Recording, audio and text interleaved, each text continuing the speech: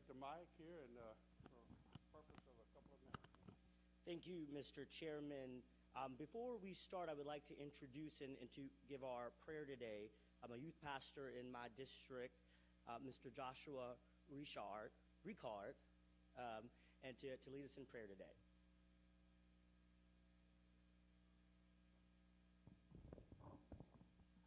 All right, Father, we thank you for today. We thank you for allowing us to be here, allowing us to be in your presence one more time, Lord. I pray right now, Father, that you just release your presence in this room, Father, that you give all of these people witty ideas and just good wisdom to do the job that you called them to do. Father, bless the work of their hands. Let everything that they touch prosper, Lord, and let all that they do, Father, edify you and model who you are, Father, and show the world who you are, Father. We thank you today, Lord. Let this moment just be a moment where you are pleased and you are pleased to dwell with us, Father. We thank you for your great mercy and your love towards us and towards this community and towards this state, Lord. And we thank you, Father, that you are moving, you are working in this city, in this state like never before. You're going to do the unthinkable, and you're going to do what only you can do, and that the world will know that you are God by how you show your glory through Louisiana. In Jesus' name we pray, amen. Amen. I'll lead us in the pledge. I pledge allegiance to the flag of the United States of America and to the republic for which it stands, one nation, under God, indivisible, with liberty and justice for all.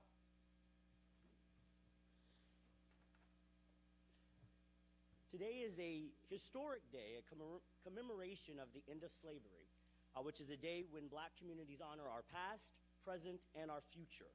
More than a century and a half later, we continue to celebrate our collective history and power. Juneteenth, as it is now officially recognized as a federal holiday and a state holiday that we are celebrating today, offers us a day to honor the people whose backs this country was built on, and embrace the community's resilience and joy that comes with being black. Juneteenth is not a celebration of the emancipation from slavery, but it is a celebration and a testament to the enduring spirit and resiliency of black people. This is the oldest and most popular celebrated of the emancipation from slavery, and the significance of this day represents resiliency and liberation. And it's in the same spirit today that we celebrate of joy and remembrance.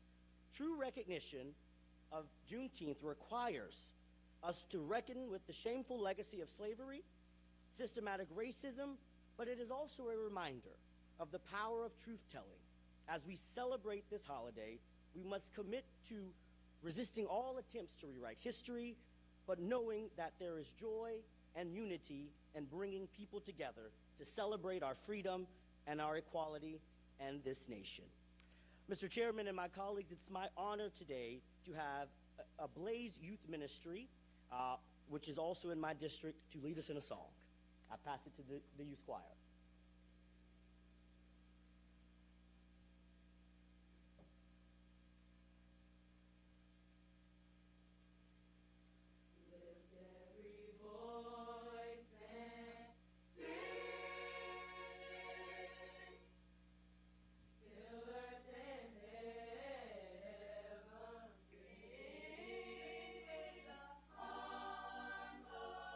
Harmonies of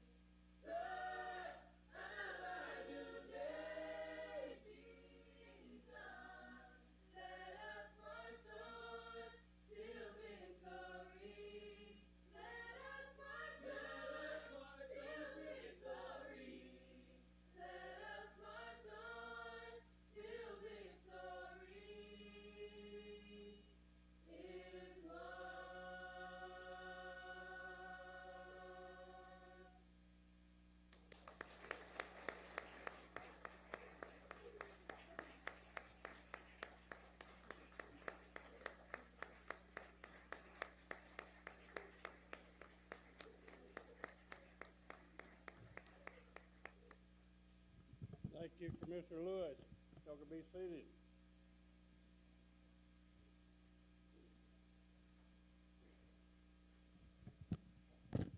Well, everybody, welcome back to Baton Rouge for another E&E meeting on June, special day of Juneteenth. I'm going to thank all of the fathers. We just had a Father's Day. Any fathers in here?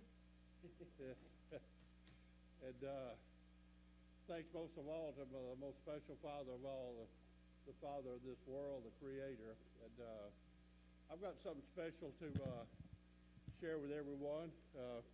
I guess Commissioner Campbell's on the way.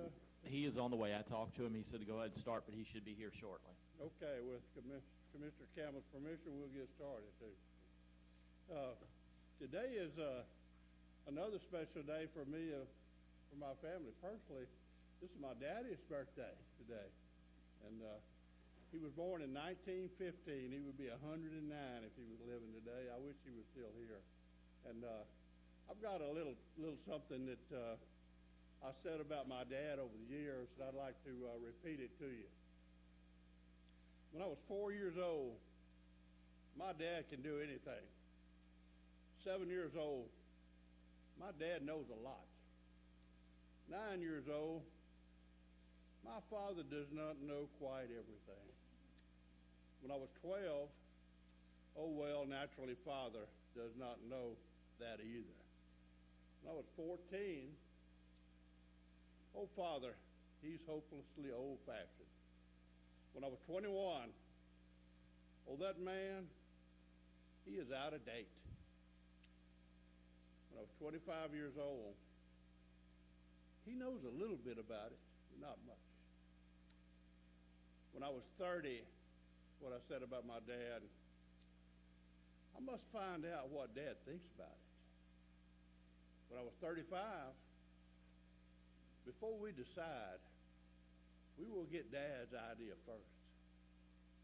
When I was 50, what would Dad have thought about that? When I was 60 years old, my dad knew literally everything. When I was 65 years old, I said about my daddy, I wish I could talk it over with Dad again one more time. And thank you for my daddy. I'll thank you for our most important daddy of all, our Heavenly Father. And we'll begin this meeting, or there's some other announcements. Judge Eric Scametta has an announcement. Okay, and Commissioner Green first. Okay, I'm sorry. Hold on just a second. Okay. I'd just like to announce the loss of a dear friend and a political giant in Louisiana, Richard Zuschlag. He passed away between this meeting and the last one, and it's a great loss for Louisiana, a great loss for me personally, and his legend and his the things he believed in will carry on through many people and many generations. And I just wanted to say that. Thank you. Thank you, Commissioner Gray. Commissioner Scametta? The commission held its nuclear task force meeting in Metairie for the last 2 days.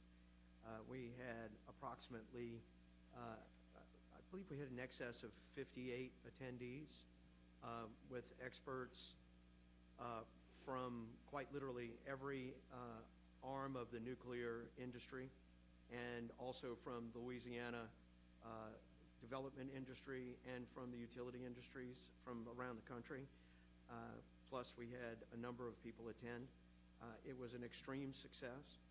We were very lucky to have leading the way for us former NARUC President Paul Schalander carrying the weight on this and running this. We'll have a report available to the commissioners and to the public about the context of what was achieved.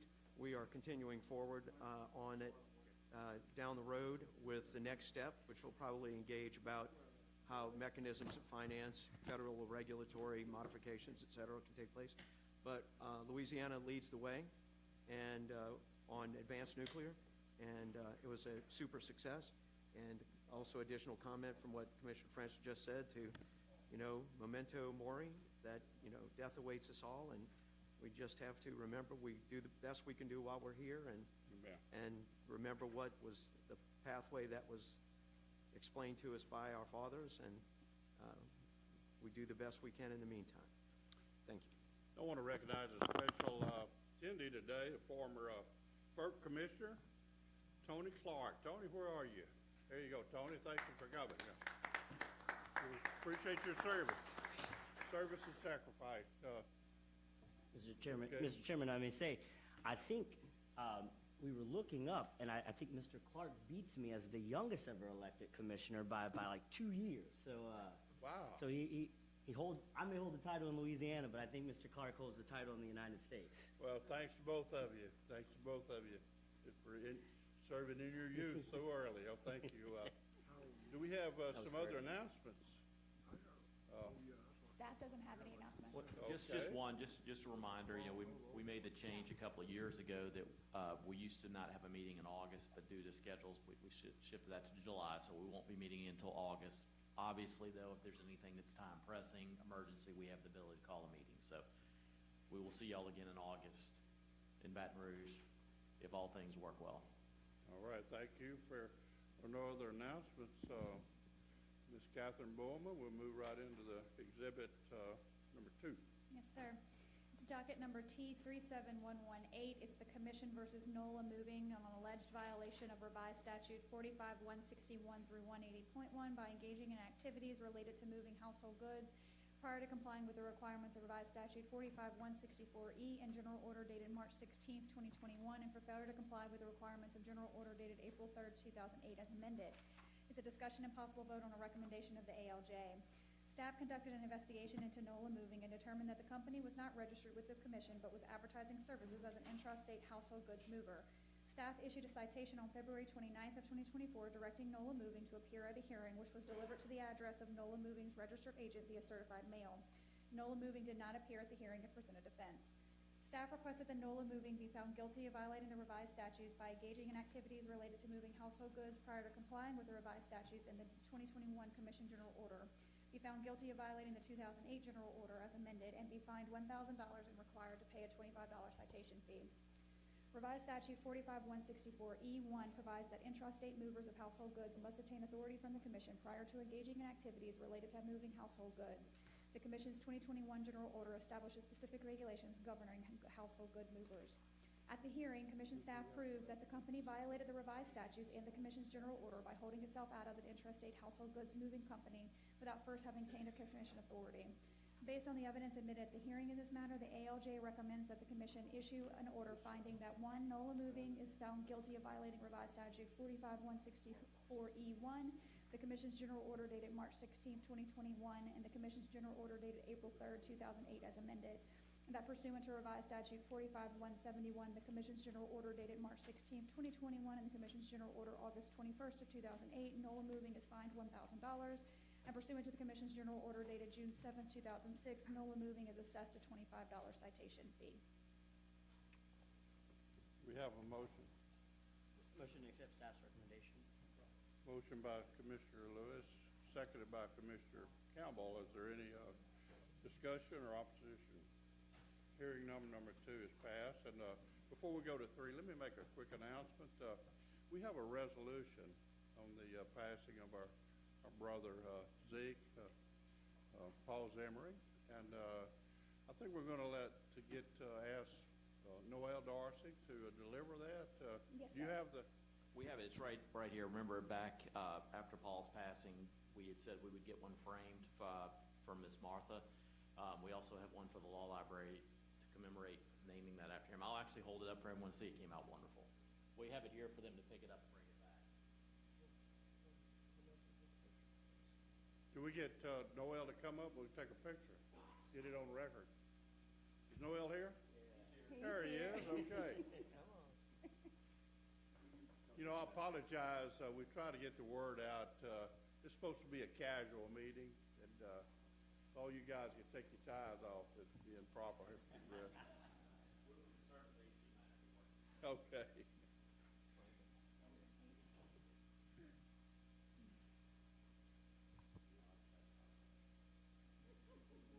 Hey, wait, time out. Y'all, get on the camera over here too. That's going out to the rest of the world. All right.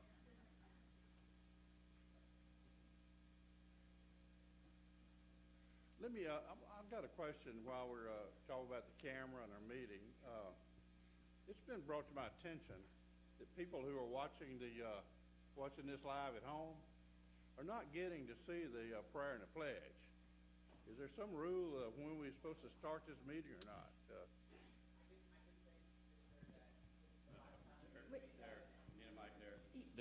Derek, you're gonna need to talk to Mike when I'm recording. On record. Wait, it's not on. It is now. Go ahead. I think a few sessions ago you mentioned that, and from that date, every time we go to say the prayer and you start talking, we go live. For example, today, as soon as you welcomed everyone, and we went live. So all of it's going out. As soon as you slam that gavel and start talking, we switch it over.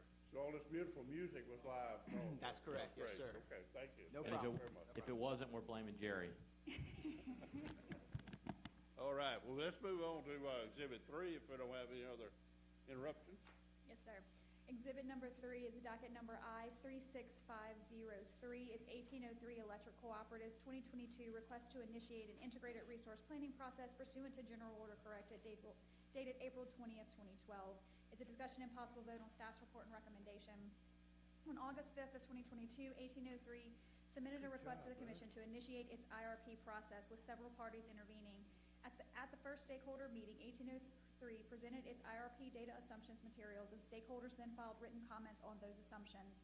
On May 9th, 2023, 1803 published its draft IRP report with two interveners, Southern Renewable Energy Association and Entergy Louisiana, filing written comments in response. On August 24th, 2023, staff filed written comments to identify issues that remained in 1803's draft IRP report.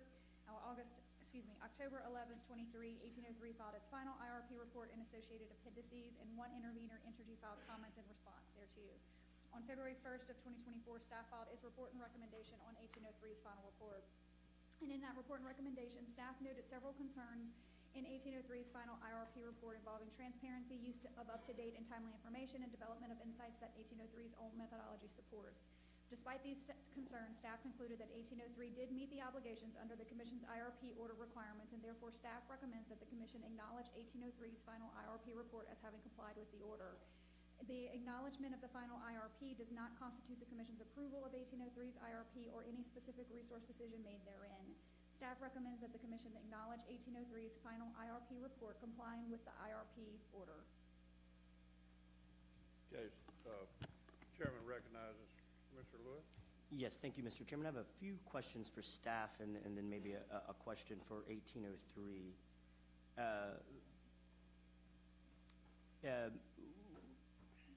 When reviewing it, staff mentioned that they assumed their capacity accreditation for solar in winter as 0.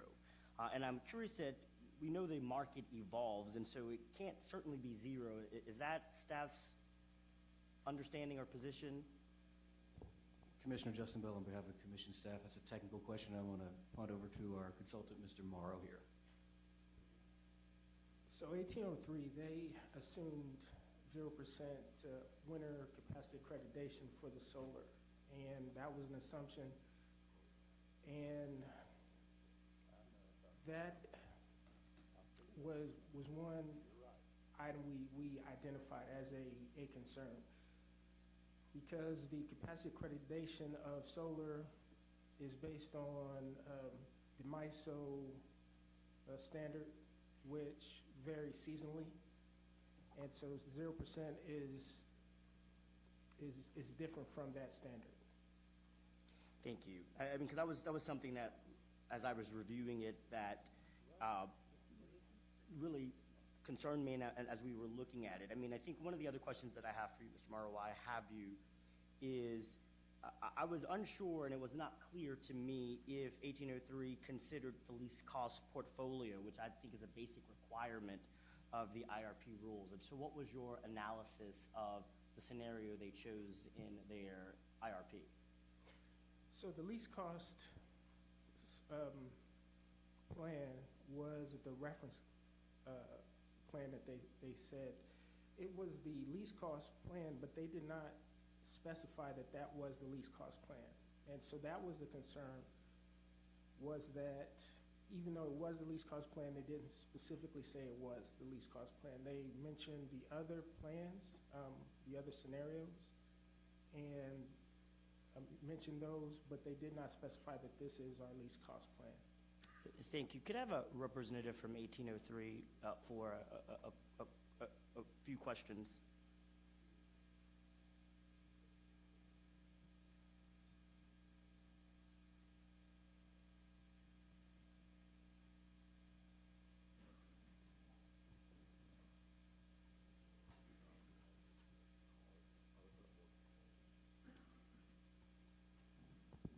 And while you're coming up, I'll start to keep us moving. I first want to actually applaud you all, staff, and the interveners in the assessment of this report. And I thank you and all of the members of 1803 for engaging in good faith in this exercise. I actually liked your commitment to pursue the programs of the IRA, maximizing the cost savings for your members, and I also respect your objective economic approaches to resource selection and keeping up with your fiduciary duties. I'm especially pleased to see that you do plan to have an even wider and deeper analysis of your demand side resources in your next IRP cycle. And so I just want to make sure that I am clear that 1803 will conduct an RFP for winter capacity resources. Hey, Commissioner, just to make appearances, I'm sorry. Kyle Marino, counsel for 1803. I have with me Brian Hobbs, the CEO of 1803, and Mr. Patrick McGuire, who's with outside consultant ACES, who led the IRP process. Thank you. Ask your question again, I'm sorry. No, I just wanted to make sure that you will conduct an RFP for winter capacity, correct? We have an RFP open today, and we will, as we have capacity needs, we will be conducting RFPs, yes. Thank you. I mean, because I know there was concern. I mean, I know staff mentioned it, especially in light of another agenda item, so I won't go to that one just now, but ensuring that there is adequate capacity. And as you know, I have been a stickler on IRPs because I think it's extremely important for actually the entire agenda today of our process planning. And I would like to really see the issues that the staff report mentioned addressed in the future. As I said, I've tried to be very consistent. And since this is your first IRP, I will not object to it today, but I would like to see some of the staff's concerns addressed in the IRP, especially when we look at our capacity. So, but I wanted to thank you as the first go around on this for your cooperation and willingness with interveners and staff on this process. But I take note their concerns for the next one, and would love your commitment to ensure that we really address, especially those capacity needs. Yeah, we'll take those concerns to heart as well, and we've already talked about how we can address those in the next go-round. Thank you. Thank you, Mr. Chairman. Let me also add, for the sake of a lot of the viewing public, RFP, request for proposal. What proposal is that exactly, Mr. Lewis, that we're asking for? So for the public's sake? Yes, we are asking them to really look at their winter capacity, so how much resources and generation that they can hold during the winter season, especially under MISO's new seasonal accreditation. So they would have that electricity power available through the reserve margin, and in order to do that, we have to ask for proposal. Yes, sir. RFP, so the public understands what we're talking about. Absolutely. And I think Mr. Scametta has got a question for you. Actually, not particularly on this point, but related to this system. And it's really for staff and for you guys. And Justin, is this consultant, are you with Jay Kennedy, outside consultant? No, I'm with Mitsubishi Electric Power Products Incorporated. Oh, did we hire them? Yes, sir. They were a new consultant. I I guess, about 2 years ago that they were a qualified consultant and they bid into the IRP process and we selected them. So they work for the commission? Yes, sir. Oh, they're not working for 1803? No, sir. Okay, I'm just trying to figure out the players on the board. Okay. Is anybody here from Kennedy? Not to my knowledge. Okay. We've had this discussion before about the statistics and the bids associated with the 1803 initial decision on how they were going to do their power. My question to you is, I would like to know and understand where we are numerically on where we were and where we are now. And my understanding is there is preclusions for release of information in general to the public about the initial bids from the various bidders and to look at it and to equate where we are now with the change of the process and with the elimination of solar assets and the movement to all gas. What is the limitation on us releasing the information on the previous bids? So they were submitted to us under our Rule 12.1 confidentially, so we would have to speak to 1803 to allow 1803 to release that publicly. So is it solely on the authority of 1803 to release that information, or is that also something the commission can act upon to release that information? If they submitted it to us under our Rule 12.1, we have to adhere to their confidentiality. We have the discretion to question if something is confidential or not. However, market pricing, I think we would, allow that to be confidential or stay confidential. Is there a way for us to, since it's over, right, and we're looking in hindsight, and what is it, 2 years now? Approximately. Right. Is there anything that precludes us from looking in hindsight to do an open public comparative analysis of then now under equating it across what the bids were and what the now is? Does that does that confidentiality continue forever, or is there a way for the commission to open it up and look at it in the clear light of day? So I'll jump in on, because I dealt with one of these when I was in Catherine's role. So under our Rule 12.1, as Catherine I know it can happen under civil litigation outside the commission, but what I want to know is if we can avoid that and have that take place in the commission spectrum. This is how the process worked in the past. When something was filed confidential by one of the utilities, we had a party who wasn't subject to the confidentiality agreement believed that the information was not confidential. So as Catherine said, when someone submits something as confidential, we deem it as such. But then the burden shifts to the party naming it confidential to defend that confidentiality if there's a question. In that particular case, we had a hearing in front of an administrative law judge where the information was presented to her. She made a ruling as to whether it was confidential, if a showing was made that it was confidential. So 1803 and or the counterparties would make the argument it is, the ALJ would rule, and then ultimately would come to the commission for a vote. That's how it works under our rule. So right. I think the short answer to that long narrative is it stays confidential until that challenge is made or they say it's no longer confidential. Well, the reason I'm asking is because the initial confidentiality applied to the situation, applied to the initial structure of what the rate structure was, right? And it was the original bids, the original rate determination of what 1803 was going to do. But what we know now is that it is more than what the original approved rate was by the commission. We know that that rate's going up. We know it's not including the solar. We know it's changing. So my question is, does it still contain the blanket of confidentiality if it's not the same horse that we bought 2 years ago? If it's a different situation, does that still continue on in a cloak of confidentiality when we really ought to be looking at this, because it becomes, I don't want to go too pig in a poke on this, but it's not the same thing as it was. And so, I mean, I'm all good with just as long as we understand it in the clear light of day. And I'm looking at Lauren because she worked on the docket itself, but deferring to her, I guess it would depend on what was deemed confidential, if it was the individual prices or bids that were submitted by those who bid into the RFP, or was it What sounds like you're talking about is the aggregate.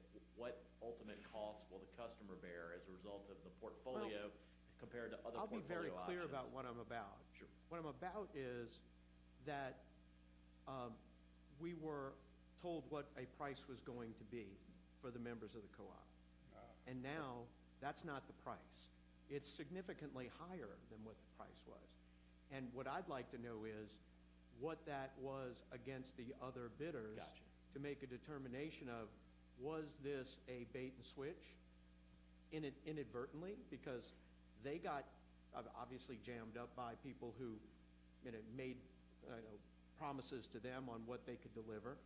But is this a thing that happened which the ratepayers of these co-op conglomerates are not getting what they said they were going to get, really? And is it fair to them to not have the understanding of what was available to them under other bidders, right? Suppliers. It's about suppliers. It's not about the conglomerate. I mean, they are what they are, right? It's about suppliers. And to understand the differential of what was and what could be and where it is. And so we're operating in the dark on that and not really understanding it. So if it was all the same information, then I'd say the confidentiality applies. But because it changed, I think that there should be a piercing of this confidentiality to apply that information for us to have a open and notorious review of it, because otherwise we're not applying the best value for the ratepayers, and that's my concern about this. I've got a question for you, Sure. Secretary Fry. Sure. The people that these 5 commissioners represent want transparency on everything we do. And I'll be getting a lot of calls after today about this, what's going on here. Tell me why we need confidentiality on the subject, and what subject is that exactly that we need confidentiality on? Would you make that clear so I could just tell them to call you instead of, I don't know. Let me answer the first one first. So we've had our Rule 12.1, or I think it's always been called that, which is something I'm struggling with as we're rewriting the rules. It might not fit in that same spot, but we still may refer to 12.1. But what that rule has done is it's provided benefits over the year to the commission. And I can give an example where our confidentiality provisions are so strong, they were used for benefits for other agencies. And one example of that was following Hurricanes Katrina and Rita, the damage they did to the wireless grid. Wireless carriers were reluctant to turn over information to the state as to where their tower locations were because of fear that that would be subject to a public records request. By something being submitted to us confidential, we could share it through an MOU, but it maintained that confidentiality and service could be restored. So that's just one example of the value of that rule. It protects a lot of this information and gives some assurance to the companies that when they submit it that way, there is that initial layer of protection. But it doesn't remain forever. And that example I gave you before, and I think it was a CLECO case, where CLECO had said something was confidential. A third party objected to that, and we had a hearing. So there is still a burden on whoever made that filing and determination to prove. I mean, you can't just submit every piece of paper to us and say it's confidential. There's got to be a real showing for that. And there are certain categories of things that historically have been deemed to be confidential. So that's kind of the way the rule works itself.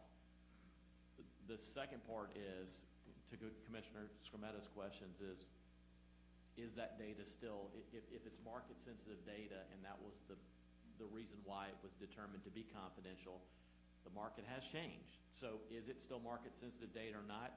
I mean, I think the burden would be on the parties if someone challenged it to say, well, wait, I don't know that this is still confidential. I think we would go through our process. Short of them saying, we agree it's no longer confidential. We've had that happen before, too, where something was initially filed confidential because of the time-sensitive nature of it, and then the party who made that filing ultimately said, it's no longer confidential now, and would remove that level on it. So I don't know that that answers your question. No, you didn't. That's okay.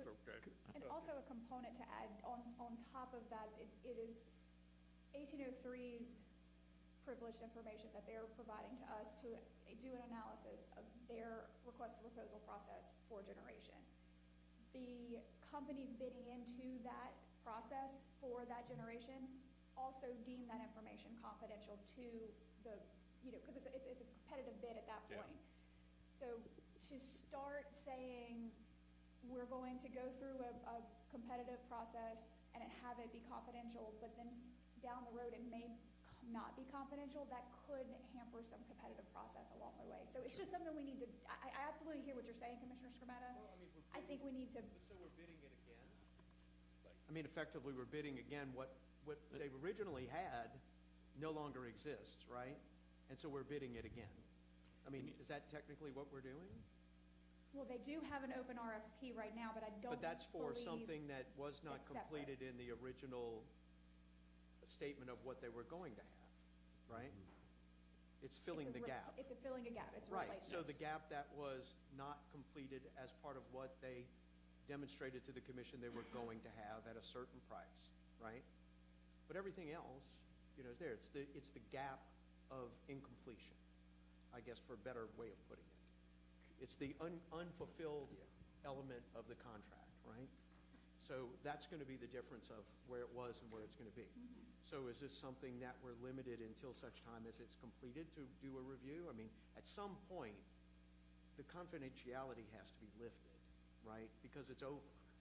And then it becomes a statistical analysis of what it was promised, what it is, what it's going to be. But they're already in the game, and once that RFP comes back, I mean, are they done? Do they have to come back to us for an approval on it? Yes. So we have to still come back, and at that point, we're still operating against confidential information from 2-3 years back that we're still not understanding what it was. I mean, there's some real, bumps in the road on this to understand what was what and where we are on this. It's real concern for me, is that we're not getting to the best value for the ratepayers if the dynamic of the contract shifted because of failure of the people that made promises to them, and where are the and we've had this argument before about the liquidated damages provisions are weak and they're not solid enough for this, but where do we understand what really is the path that should have been taken on this, and understanding the cost and the values of this, and understanding when we're going to be able to look at these numbers where we look at it, and not just a consultant in another state who doesn't reveal this. This is a problem for me. And y'all, just to be clear, y'all should have access to, and I know you want the public to have it, but all of that confidential data should be available to you all for that comparison. I keep hearing that, but I keep asking to look at it, Okay. and I keep not getting it. Well, we'll make sure you get that, because Okay, that should all be available. Because I'm trying to get this Sure. to understand what it was, what it could have been, where it is, and where we are, just to be able to get a grip on that, so we can talk about this amongst the commissioners. And I'm not in the business of going out and getting on, public media and talking about this, but even I can't understand where we are Gotcha. because I'm not getting data. And all I want is data to be able to go, yeah, this is a good idea or a bad idea. And if it's a bad idea, then we talk about it, right? If it's a good idea, we'll talk about it too, but it's more about a bad idea. So let me ask one question we'll turn over to Commissioner Campbell. So is 1803 going to give Commissioner Scarmetta and the rest of us the data he's asking for? Yes or no? Simple yes or no? And again, we All right. believe staff has it. All right, good, thank you. May I Commissioner address Campbell. part of the other concern? What? May I address part of the other concern, Mr. Chair? No, let's call on Commissioner Campbell here, and then we'll get back to you, all right? You use your microphone, please. I did.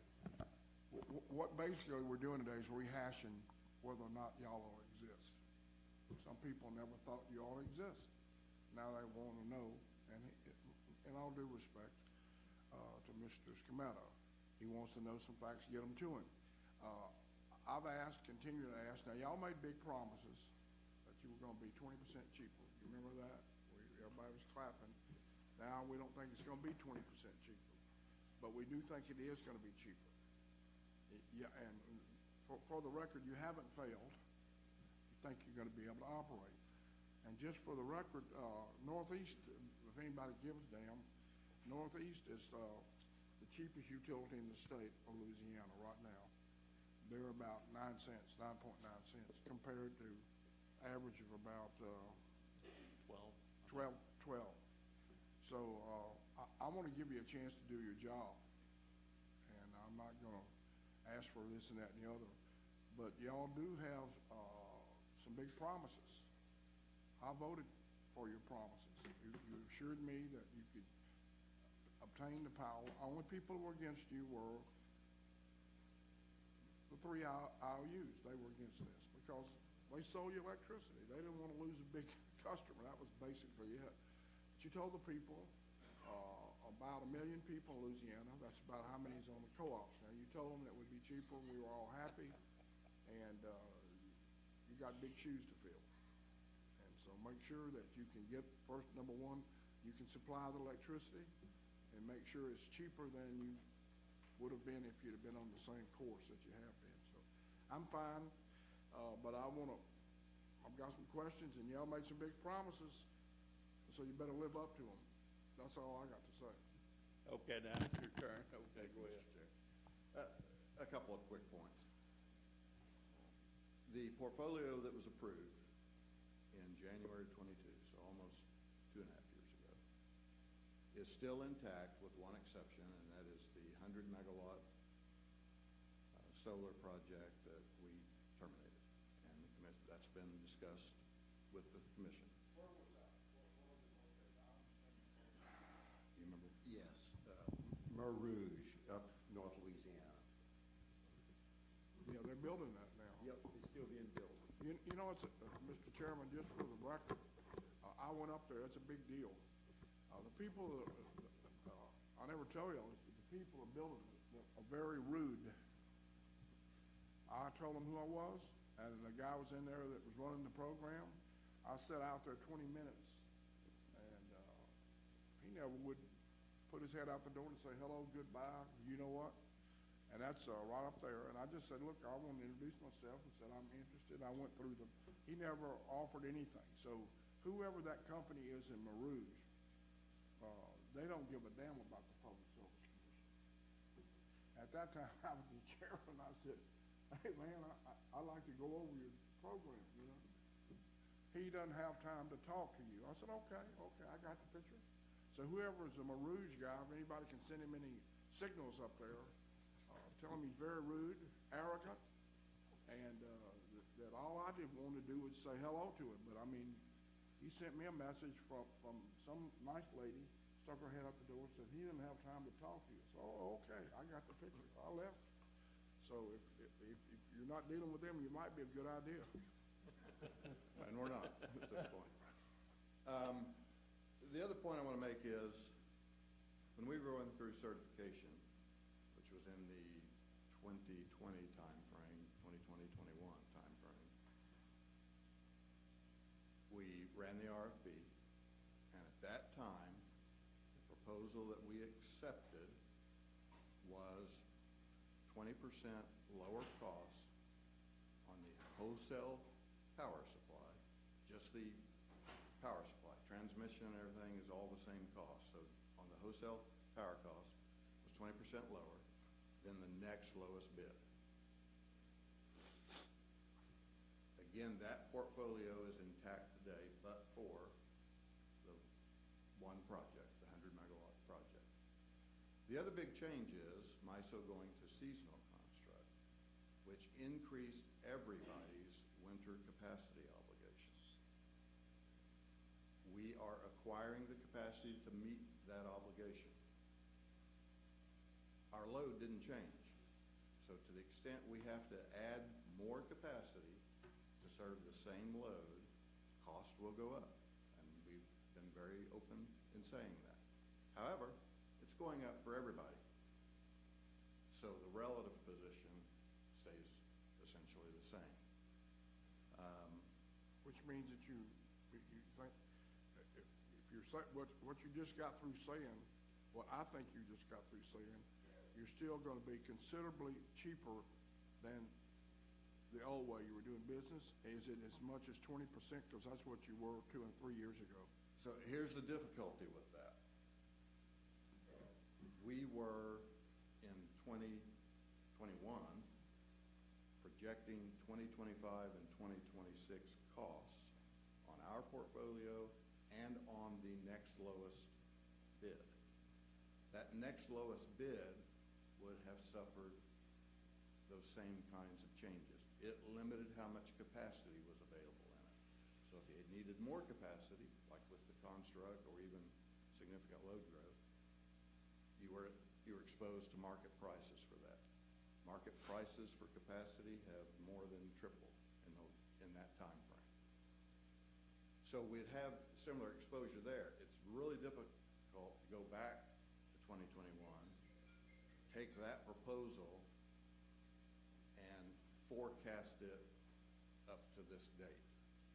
But because of the structure of it, it is our firm belief that the solution we accepted would still be a lower cost compared to that. But well, that's like everybody up here. That's a big deal. Not It's only a big deal for my members. Well, I know.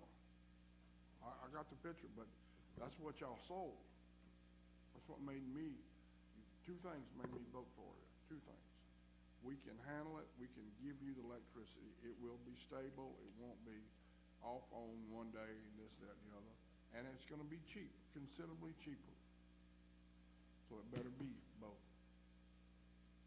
And I'd like to make two other points. We will certainly work with staff and make sure they have all the information they need, number one. Number two, we do that with our board on a regular basis. So our membership and their members are aware of what's going on with costs, what's going on in the marketplace. We have that discussion constantly. One other point I want to make is that I've made to our board over and over and over. You're never through with power supply plan. So the idea that we put a stake in the ground and that's what it looks like 5 years later is not reality. We will continue to have load growth. That'll require more capacity. Or we may lose load and we'll be long capacity. That all affects cost. The MISO construct now, they look at your load seasonally. They look at how resources have performed, and they can change the accreditation of that resource annually, which means it can get accredited for more capacity or less capacity, which means you're either long or you're short based on that. And the reserve requirements change every year on a seasonal basis, which is also moving up and down your obligation. So you're never finished with power supply. It's a constant, ongoing process. Bottom line, what you said, you're still good with it. Yes. That's what I want to know, but don't drop the ball now, because we got a lot of people depending on what you said. And a lot of people, and there was quite a bit, people saying that you couldn't do this, blah, blah, blah. I trusted you. I believed you. Still believe you.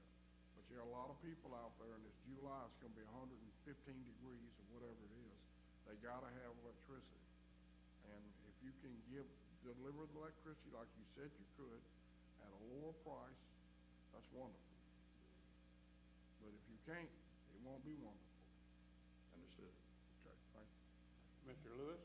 Yes, sir. Thank you, Mr. Chairman. A quick question. I mean, in this conversation, I know one of the challenges that staff recommended was how you did your load forecasting. And so as we talk about in this conversation, going back to the IRP, can you explain kind of the methodology that you used, especially in light of where this conversation has gone? I think that's an important part that was kind of left out of the IRP that I think could have helped this conversation if we understood the methodology about how you are predicting your load. That's fair. So the first point I want to make is we have just commissioned a new load forecast, and we use an outside consultant to do that. So it's independent.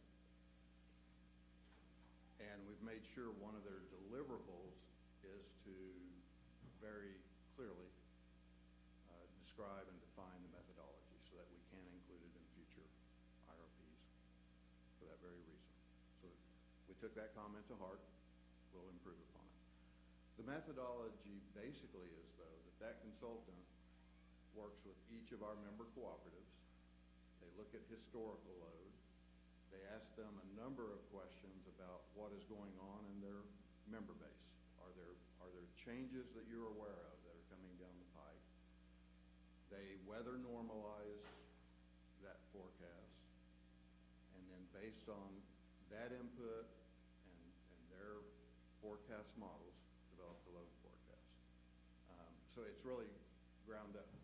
They actually talk with our member co-ops and learn what's going on in their systems. Thank you. Thank you. And I mean, I think this is why I think IRPs are so important. I mean, I think for this conversation that we've had today, and I mean, I think as we constantly see the market changing, I mean, we are seeing sensitivity elsewhere, PPAs falling through. I think this is a broader conversation that is not just 1803 specific, in my opinion. It's utility specific. And so as we talk about that data and that transparency, I think we have to think about it in the totality of what's happening in the ecosystem, even though while we are directly talking about 1803, I think we can point to other circumstances and issues in the industry that would have, I think, the same concerns that were raised that are not 1803 specific, especially when we look at PPAs that may not make it through the process. So, but once again, I thank you for your commitment to improving your IRP process and further discussions on these matters.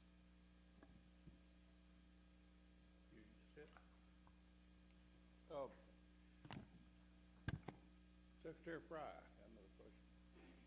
This 12.3, that's a rule, 12.3? 12.1. 12.1? Yes. How many pages are in that rule?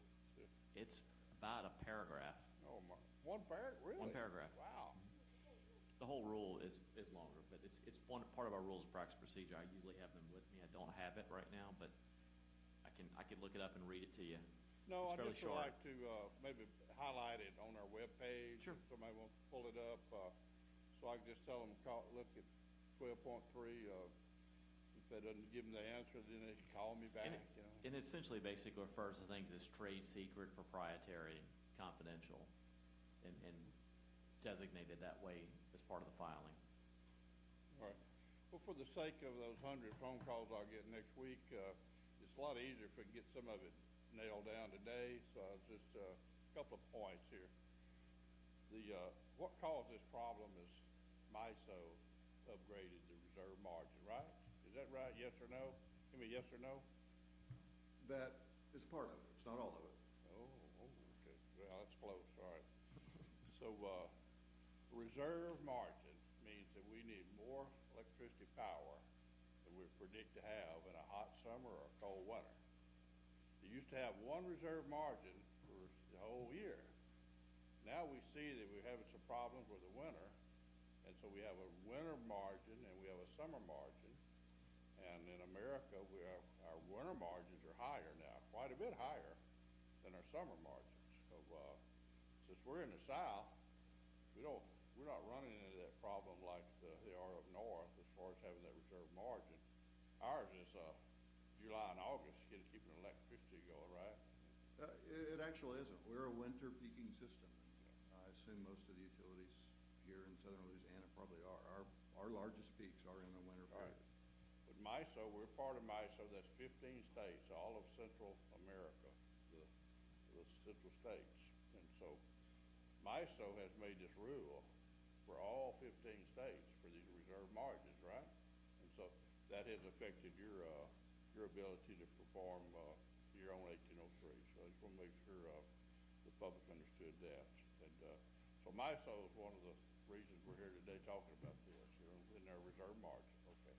All right, thank you. Anybody else? All right, hearing none.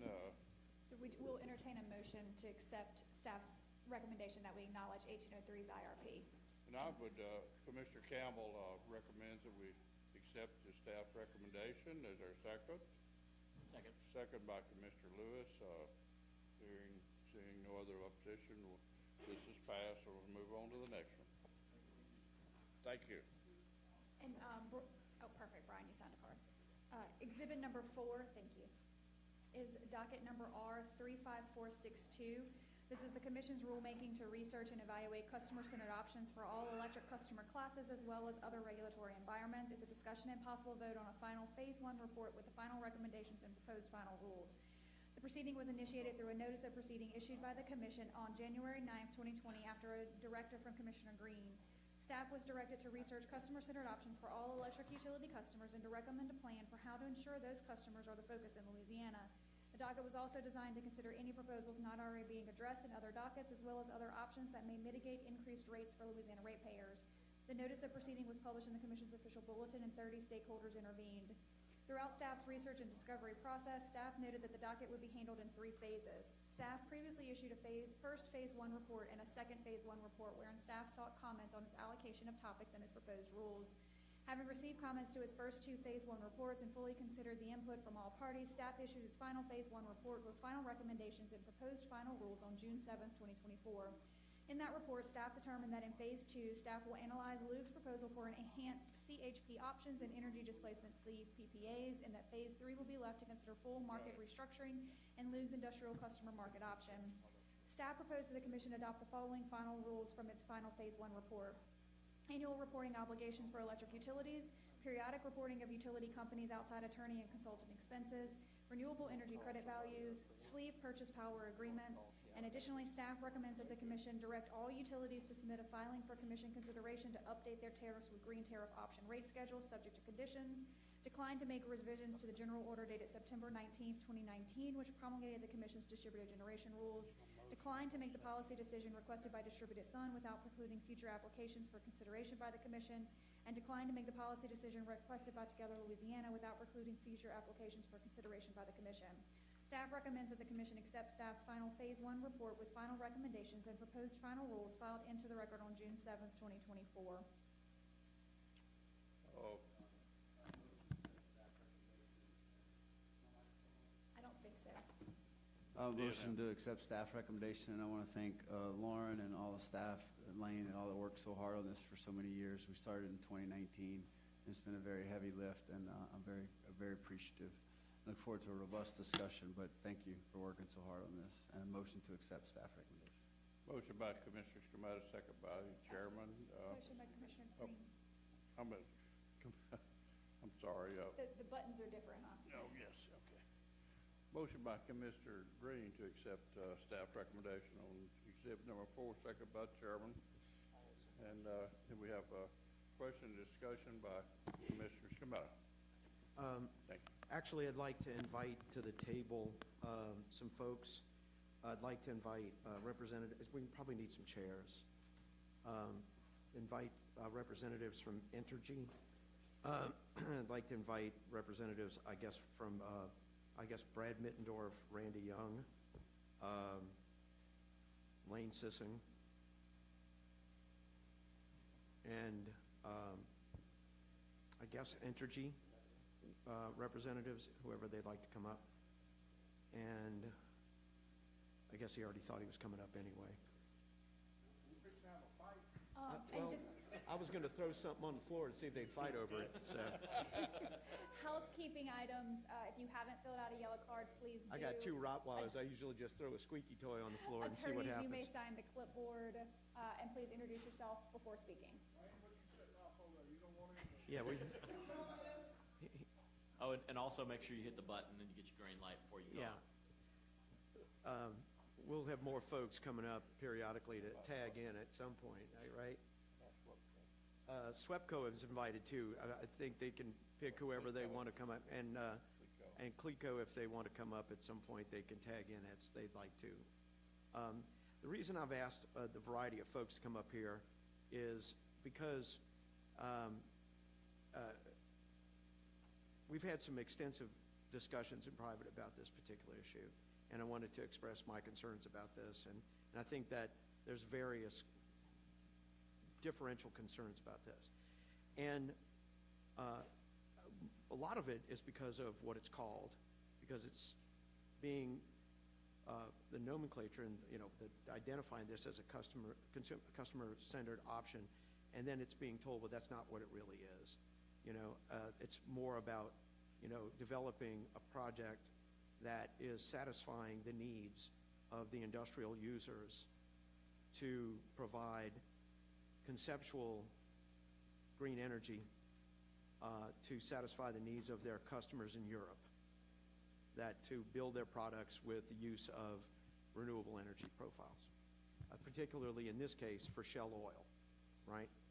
And the idea being that Shell oil says that Entergy it was not moving quick enough to bring in renewable energy, and particularly solar, that would satisfy what their needs were. And they kept saying that they only did, I think, 55 megawatts or whatever it is on the West Bank project that Entergy did. And we'll get to kind of the questions in a minute. I'm just kind of laying the foundation. And I know there was another project Entergy was working on, about 100-something megawatt project. And so the goal of this project was initially to provide a 200 megawatt project for Shell Oil to develop in Bogalusa, Louisiana, for including in its profile for its use at, I believe it's Gramercy plant on the river, as far as putting into its mechanism so it could identify it for its European purchasers, that it produces its petrochemical products utilizing net zero energy off of solar energy. Taking it outside of the, I guess best way to put it, the IRP, and what we require the utilities to manufacture or to build electricity, and going outside the system. Effectively taking a step forward in a way which could be questionable for the security of this system, in my view. I'm not saying it's your view, it's my view. Problem it comes up is that I think that we need to hold off on this vote.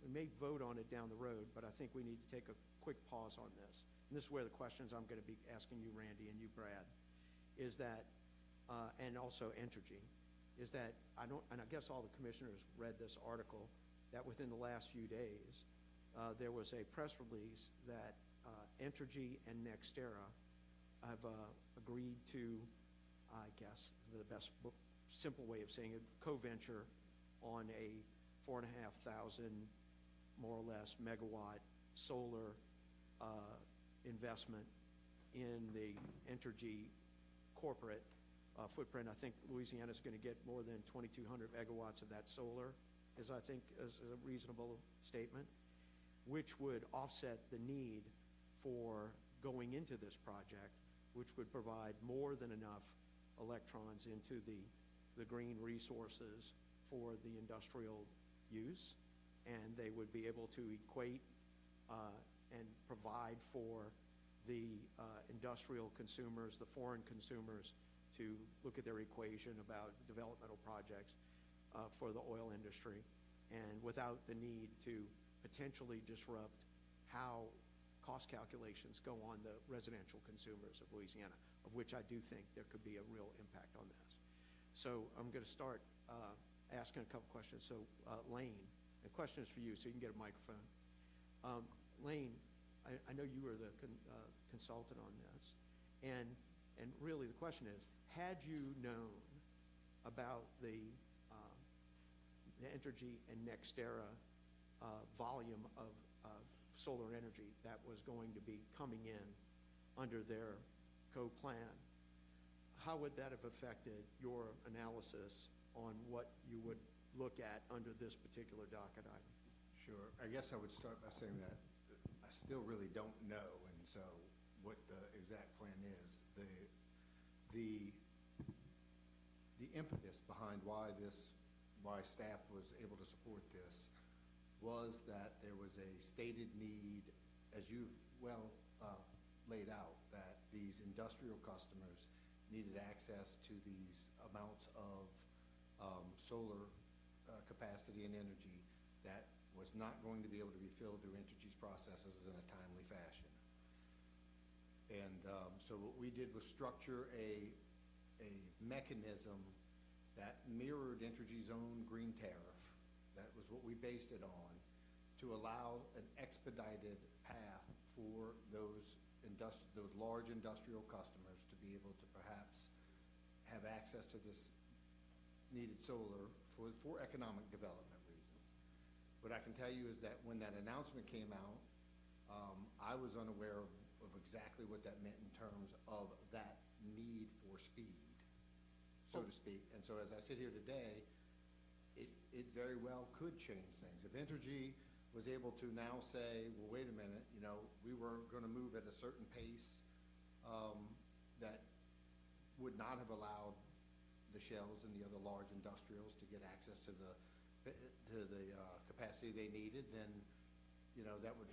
nothing would change. But if they were to say, now with this deal with NextEra, we can get projects in the ground and we can get these allocations made, and every allocation that's in our queue could be met, that could change things. The reality is I don't know either way because this just happened. Well, so next question for you is that my understanding is that under this particular docket item, that even moving forward under it, it really is still susceptible to what Entergy can accept it or not accept it. What is Entergy, is the process moving forward under this, is that Entergy still has to look at it and determine if they can move forward on this?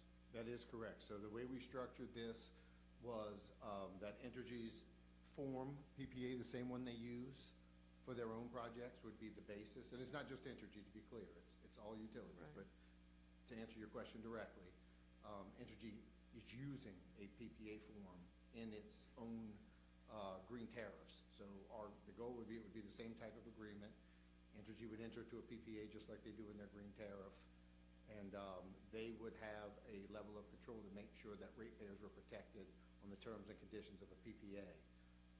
The other way that it's structured for protection of consumers, there's two main protections in there. One is from the financial perspective. The big concern that staff had initially was that, these industrial customers have not, we can call Bayou Steel and Shell Convent have left. And the question is, if they get into these transactions, without the commission having vetted them, what are ratepayers left behind with? So we handled that in two ways. There's two paths. One is, if the industrial customer is willing to put its financial backing behind the project, put a letter of credit, get it bonded, have the other side, have the solar developer take the risk by saying if the industrial customer goes away, the contract ends, then that is one path where customers financially protected, and then they're protected from all the other terms and conditions by use of Entergy's contracts. Then when you turn the other thing, if they don't offer that financial protection, then that project needs to get certified just like every other generator that gets certified by this commission. So the commission, not only would Entergy be involved and have access, this commission would be involved and have access. But I mean, since we know, well, the question is what we know is what we don't know, right? So we know about the concept, and we're going to learn, I hope we learn more about it soon, is that we've got a big differentiation. Because, I mean, look, the discussion, and we're not talking out of school, is that NextEra has maintained a large concentration at the focal point of the queue with projects, which has impeded other folks of getting their projects done. And they also, from my understanding, have a large investment in real estate, which is what has caused other people to want to join up with them on the access to the focal point in the queue and the access to real estate, that they can join up and make a deal to move forward and do solar, which is fine, But that, to me, changes the dynamic and the analysis of where we should be on this particular issue. Because what I want is to maintain what has been a perfectly sound system for providing the lowest, if not the lowest, but near the lowest utility rate system in the country, of which, to be honest with you, is people are jealous of our system. And we can look and see what other states have done along this line and have had effect on ratepayers that we do not have. So I don't want to have the New York markets that look about how they sell money to Louisiana and sell them to the utilities to have cost increases in the cost of capital because of uncertainty, as they look at how we deal with what we allow into this as effectively direct market access under a guise of consumer-centered options, right? I just don't want to look at this as being the camel's getting its nose under the tent, right? Especially when, if there was nothing coming, we'd have a different discussion. But if we're having a knowledge of what is coming, that's it. So I actually want to kind of jump to the next question I have over here. And the question I have is actually more to you, Brad, from the NextEra component, is what is NextEra's position on their interaction with Entergy about this development of this rather large component of solar that they're planning to join up with and bring to Louisiana? Thanks for the question, Commissioner, but I'm not privy to the commercial language between Entergy and NextEra. For that, that's going to be Bo Staples, who represents NextEra. Is Bo here? Is Bo here? There he is. He's coming up. Apparently he is. Yeah, there you go. He's coming.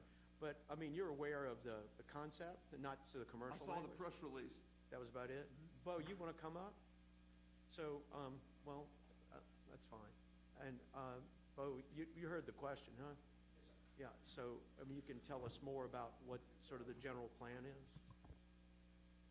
It's Bo Staples, NextEra Energy Resources. This was an agreement negotiated between the commercial entities of Entergy and NextEra Energy Resources. I have not read the contract. I know it's a framework set up that enables both parties to benefit from the strengths of each company. There's no agreement that any project will be developed through this agreement. There's no guarantee, but it's up to 4,500 megawatts. But you have the land in the queue position and to make these projects happen? That's the plan? I mean, that's what your business is, right? Yes, sir. We're the country's leading developer of wind and solar. Right. And a leader in battery storage. We have a robust portfolio in Louisiana. Right. And I guess, Larry, do you have information on your concept? Larry Hand on behalf of Entergy Louisiana. I'll be the third person to say I haven't read the details of the agreement, but I do have a better understanding of how the joint development agreement that was announced between Entergy and NextEra would work. It is 4,000 megawatts, and what it will do is provide collaboration between Entergy and NextEra to leverage the things you talked about, their queue positions, their options on land and things like that, to try to bring more supply into our existing green tariffs that have been approved, our existing, the 3 gigawatt process that was recently approved. So we've worked very hard, very frustrating to hear earlier that the thought is we need sleeve PPAs because Entergy's procurement of solar has been too slow. We've been working for years to get additional green tariffs approved. We now have 4 green tariffs approved. We have a green pricing option, we have a Go Green option, we have a Go Green Limited option, and we have a Go Zero. None of the green options have an E at the end, they're just regular greens.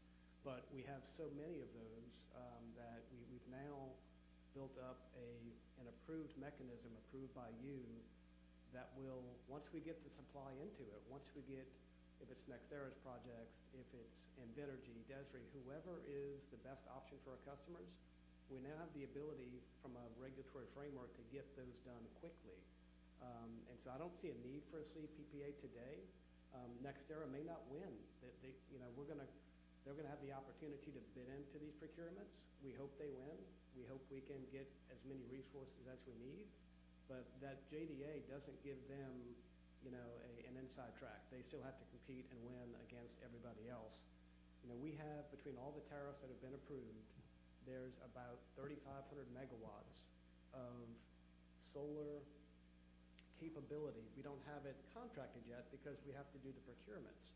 But there's about 3,500 megawatts of solar capability that is available to meet the needs of industrial customers who are looking to get the green attributes. And I told you there were 4 or so different varieties. Different industrials want different types of renewable attributes. Some just want the rec. Some want to subscribe and get the capacity and the energy value. So there's a whole host of different options we now have available thanks to the approvals the commission has issued. So I do think we are poised to bring to bear 3,500 megawatts of renewable resources available to these industrials. Keep in mind, there was some skirmishes not too long ago about people fighting over the capacity of Go Green, and that held up further approval. So there's a demand for it. We think we have the products that those industrials are looking for. And what I would say is, when you do those things through the utility procurement process, you balance the interests, the needs of the industrials, but you also balance the needs of all customers. And I want to commend the staff and the recommendation. They have had a laser focus on making sure if this commission, and it's the commission's decision, if this commission does approve a wholesale sleeve PPA, that it does so in a way that protects non-participants. And as Mr. Sissing said, that could be through making sure if there's a default risk that is borne by the industrial and not other customers, and also by making sure that developers won't pull bids out of the utility procurement so they can go chase a sleeve PPA. So those are some important protective mechanisms, but I do think it doesn't scratch the itch as currently postured of making sure non-participants are not harmed, because once you set up a bifurcated world where I'm a developer, Bo Staples, NextEra is the developer, they have to choose whether I want to participate in a utility procurement and whatever timeline the commission takes to approve it, I want to bid on there, and a year later I'll find out if I won, or I can go do a sleeve PPA under the proposed rule and get it done and approved in 60 days. It's going to affect the supply of bids into, I believe, utility procurements. And I'll be very transparent. Because of the 3 gigawatt process you all recently approved, thank you, we have a more streamlined process. We're still going to have an attractive timeline, a little bit longer than the sleeve PPA, maybe 75, 80 days compared to 60. So we have a competitive advantage to CLECO, SWEPCO, co-ops who want to go procure. But a developer is going to look pretty long and hard before I bid my project into a utility RFP, because they will be, under the proposed rule, foreclosed from taking that same capacity and offering it to an industrial while it's in the RFP. So I don't think this, as currently done, scratches the itch of protecting all customers because of this competitive thing. Once you tell developers you can only go here or you can go there, you're limiting the competition supply in one procurement or the other, which is just a structural concern. But I do want to commend the work that staff did to try to protect as best as they could non-participants from harms. And I also want to say, our industrial customers, it is important for them. Many of them some of them have just sustainability goals they want to chase, and great. But many of them are competing for capital within their own companies across the world to bring capital to Louisiana. And they need to be able to tell their boards that, hey, we want the capital for Louisiana's project because we can supply it with green energy. And we support that. We want economic development in Louisiana. We're also having competition, with their customers. So for them, to supply whoever in Europe, that customer, their end-use customer, saying, I'm not going to buy from you unless you can show me your products meet these certifications. So we support, trying to meet the needs of industrials. We think we have, with your approval, products, programs, and the opportunity to fill it very quickly. And if we need to grow it beyond that in a way that balances the interest of industrials who need it and all of our customers, we stand ready to do so. Bear in mind, we can move as quickly as this commission can move. I'm not pointing fingers, but we're all in this together. I don't want to have the outcome here be, we need a sleeve PPA because the regulatory process is too slow. That's a process. We should fix that problem. If that's the choke point, we should fix that, not throw the baby out with the bathwater. Well, it seems like what you're saying is, if the regulatory process is too slow, let's create more regulatory process, which is what we're doing, that actually impedes and diminishes the effectiveness of our current regulatory process, which I think is what this does. and which is why I would ask the commission to delay this until August. I'd like the staff to go back and look at sort of how this Entergy NextEra, volume of work can change the dynamic of this and provide the industrials with the volume of what they work. Because, look, my concerns are that I got no sympathy for European consumers that want Shell oil to use their own green energy when we can provide it systematically to accomplish the same task. Because the only thing I'm concerned about is my ratepayers, and I mean particularly my residential ratepayers. Because if these actions of helping the industrials carve out their own system causes some tertiary impact on my residential ratepayers, not now, but down the road, then I failed. Because it is an action which can affect the cost of our ratepayers by taking them outside of our system and not taking advantage of a unified system that we have. And that's really my problem with this. And look, our obligation is not to satisfy the industrials. Look, I had them come to my office. I had them say, if we don't do this, that they're going to leave. I told them, hit the road. I was minced no words about it, that, we've got resources here people want, and we've got industrials that, are, flexing their muscles, and I'm not happy about it, but, it is what it is. But we have mechanisms to achieve the goals necessary for bringing the focus and the availability of what they need to accomplish their goals. But we do not need to carve out a system that affects the folks and the people in this state in a way that could potentially harm them to satisfy the needs of European consumers. It's just not necessary. And look, it's not just European consumers. The drive is that we're going to create chemicals and petroleum products that are going to be built on the back of net zero or low carbon energy resources. We had this discussion for the last 2 days on the nuclear future, right? And so we get it. And we're working that as part of our plan.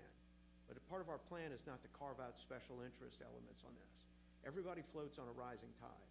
So we don't have to take special focus on carving out special elements when everybody can benefit from this. So I would ask the commission to delay a vote on this. Because right now, I'm not going to make any bones about it. I'm going to vote no. All right? But I do think that this is a moment to take pause and look at what value the NextEra Entergy action can do to bring value to the industrials. Because I think you can't bring in that much power and have it not become a value to your industry, Randy. And so, Randy, I know you've been sitting patiently, so I'd just like to see what your thoughts are on how this NextEra Entergy action could benefit or how it affects this moment. Thank you, Commissioner Scametta, and I appreciate the opportunity to be here today and visit with the Commission on this topic. If you'll allow, I'd like to give a little bit of background about what this is about in terms of the Louisiana Energy Users Group, and then I'm glad to address a number of individual points that have been raised. So, first of all, for introduction, again, my name is Randy Young. I'm here on behalf of Louisiana Energy Users Group, or LEUG, or LUG as it's called. As y'all know, LEUG is an association of industrial customers. It's not just one customer, it's an association of 26 customers that have more than 50 plant facilities located throughout Louisiana. We're proud to collectively provide more than 35,000 jobs in Louisiana, bring about a $2.5 billion payroll to Louisiana, and about a $5 billion annual spend in Louisiana. So renewable generation, it's become an extremely important topic for us. Louisiana industry needs it to bring projects and jobs to Louisiana. Louisiana industry is willing to pay for it, so other ratepayers do not have to. Louisiana industry is asking the Commission to open some limited new paths to allow industry to the table to help make it happen. More and more, we're seeing Louisiana industry need access to renewable power options to meet carbon reduction needs and for economic development, and that need is becoming more and more pressing for existing plants and for plant expansions, and also to bring new projects to Louisiana. You hear a lot of stories about projects looking to come to Louisiana, and that's very true. But the reality is, a lot of those projects are still needing and trying to find paths to renewable power to help make those projects work. LUG is thankful for and appreciates the Commission's attention and time on this topic. What we ask and urge is that the Commission approve the staff's Phase 1 report that's been issued in this proceeding, and we would ask that it get approved today and that it not be delayed. It's very important that we move this forward. We've had enough. Part of the need to move forward is the timing issues on this. Part of the proposal, as Mr. Sissing indicated, is a SLEED PPA proposal. That's part of the staff report. SLEED PPAs would allow Louisiana industry to directly participate in the solution to bring renewable generation to the electric grid in Louisiana at its own cost and risk, which will benefit all the other ratepayers as well. The ability for Louisiana industry to contract directly with renewable providers to bring renewables to Louisiana is important for economic development, to help meet carbon reduction needs for Louisiana, to help bring jobs to Louisiana, and for the future of Louisiana. And so we're asking that you approve and consider and approve the staff report today. Now, I'd like to turn to a number of points that have been raised. In terms about impacts on customer bills, well, let me back up and talk about what is this SLEED PPA proposal that's on the table today. So it's basically, it allows industrials to go out and negotiate and find projects with renewable developers and bring them back and sleeve them through Entergy. So Entergy is part of the contract as well. And it's an overlay on top of existing bills. So this product that's on the table is not going to affect any of the electricity that the customer is already buying from Entergy today. That will continue. This overlays on top of those bills. Entergy expressed a whole laundry list of concerns and pushbacks on the product when Mr. Sissing first issued his report. And Mr. Sissing went back and added a whole laundry list of protections and additional provisions to try to satisfy Entergy's concerns. One is he put a program size limit on it. The program size limit for Entergy is about 500 megawatts. So relative to Entergy's 10,000 megawatt system, this is a fairly small slice to go in and test. If it fills up and parties want to expand it, they would have to come back to the Commission for approval to expand it. Second is that any of these individual SLEED PPAs would have to be approved by the Commission. So you can't just go off and do it. They have to come back to you for approval, and you get to see the transaction. Third is that there are provisions added for protections against the customer default. So if a customer enters into one of these with a renewable developer and with Entergy, and the customer defaults, and there's provisions in there that allows that to be addressed, to provide for no recourse against the utility or its customers, and to provide collateral requirements or provide collateral requirements by the participant. There's also protections to the utility in that the utility can oppose it, the utility can reject it and ask for modifications to it, or they can agree to it or not agree to it. And if the utility ultimately opposes it and says it doesn't have all the right protections in it, then we have to come back before a full proceeding before the Commission. So all those protections have been put in place. Now, in terms of Entergy's programs and why Entergy's programs have not met our needs. Look, to be very candid about this, industry has been asking for renewable power and the need to access renewable power for now more than 4 years. We opened this docket in 2019. We opened the green rulemaking docket on green power in 2019, as I recall. So both have been more than 4 years. 4 years fast forward, we are still today, Entergy has still 50 megawatts of solar on the ground. That's all they have. They've opened some new subscription programs. The Go Green was the first part of that. So under Go Green, they opened their first subscription process. The parties that are in the catbird seat in that process, they're the ones that got selected on that first round at the very beginning. And that was a process, first come, first served process that was way back in November 2022, more than a year ago. Those customers only have assigned to them 12 megawatts. That's all, between 10 and 15 megawatts. They're still waiting on more. Now, they've come back to the Commission, asked for another program, Go Zero. There's hopes for all of that in terms of more to come. There's wait lists that are hoping to be backfilled, but nobody knows when that's gonna happen. And so even for those first 12 that got selected in that first round, they only know of 12 megawatts so far. They're hoping for the St. James projects to come through. My understanding is those are continuing to run into problems. So that's not gonna be added, so that they don't know where the rest is gonna come from. They don't know what timing or what price ultimately they're gonna be. So there's still a lot of unknowns. Meanwhile, you have industry trying to figure out a path to do projects. And so what this SLE PPA option offers is another path that if you have an industrial that has a project that they're trying to do and they need to go find renewables today, they can go and find that project and bring some certainty. The types of certainty it adds is that they get to negotiate and determine what the price is, and they agree to pay that price. So they're gonna negotiate the price, know what it is, and pay for it as part of the transaction. Second, they know how much volume they're gonna get and how many renewable energy credits they're gonna get. Under the Entergy programs, they have to wait and see. There's first come, first serve processes, there's pro rata processes. They don't know how many megawatts they're gonna ultimately get or when. And so this allows them to create that certainty in terms of the price, the volume, and the renewable energy credits. And they know what the projects are and how they'll move forward. So that's what we're trying to create by this additional option. We hope that Entergy's projects and programs are successful. Those will be helpful for some industrial customers. But this creates another option for industrials that need to do something today. And I want to be clear, Commissioner, this is not about some single company that's trying to do this. This is about lots of companies that have an interest in this. And you mentioned one of them, but that's only one. Whether that project you mentioned fits into this or not, I don't know ultimately. Well, But I it's have a about- question about it's that, because you just said that, that one company wants 200 megawatts of this 500 megawatt potential sleeve, right? You said that. Well, no, but that's what was said in a meeting, that it was 200 megawatts was the defined project.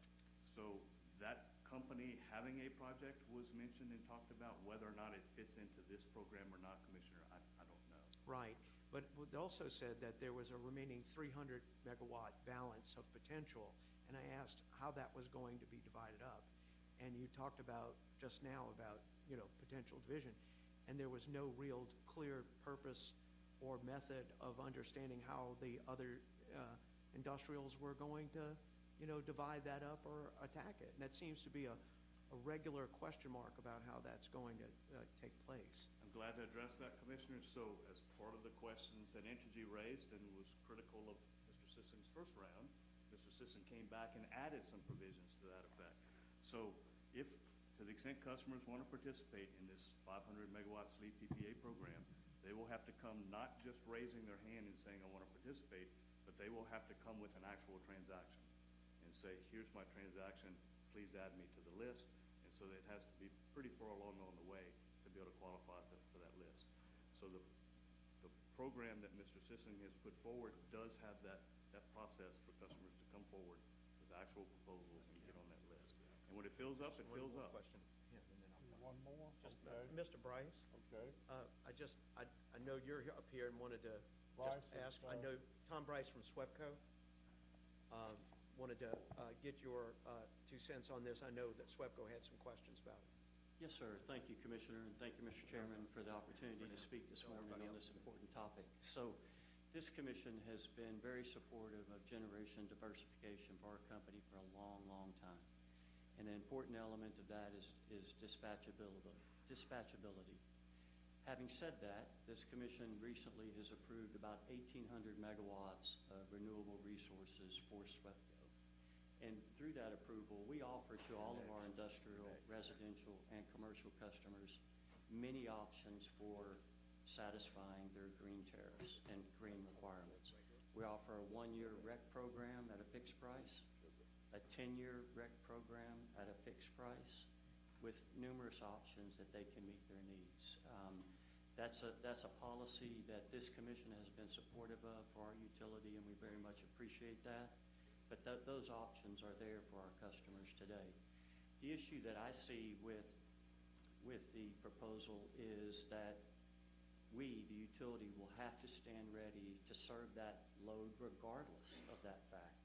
It's going to be supported by a renewable resource that's not dispatchable. It's not there 24/7, 365 days out of the year. So we'll be obligated to have the additional capacity and energy to serve that load if and when needed. So for us, we see that it somewhat frustrates the IRP process. We'll have to plan for that capacity. And I am concerned about the impact it will have on our residential and small customers. They're going to pay the freight of any additional cost. And I think about it practically. As I said, we have these rec tariffs available. Customers are already paying for the generation asset itself.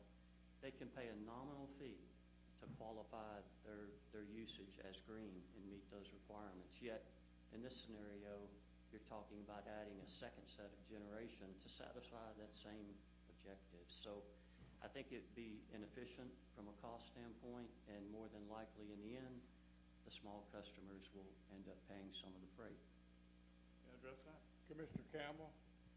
Yeah, I got a few questions. Yes. This is really a funny situation. And some of you guys out there in the audience maybe not think it's too funny.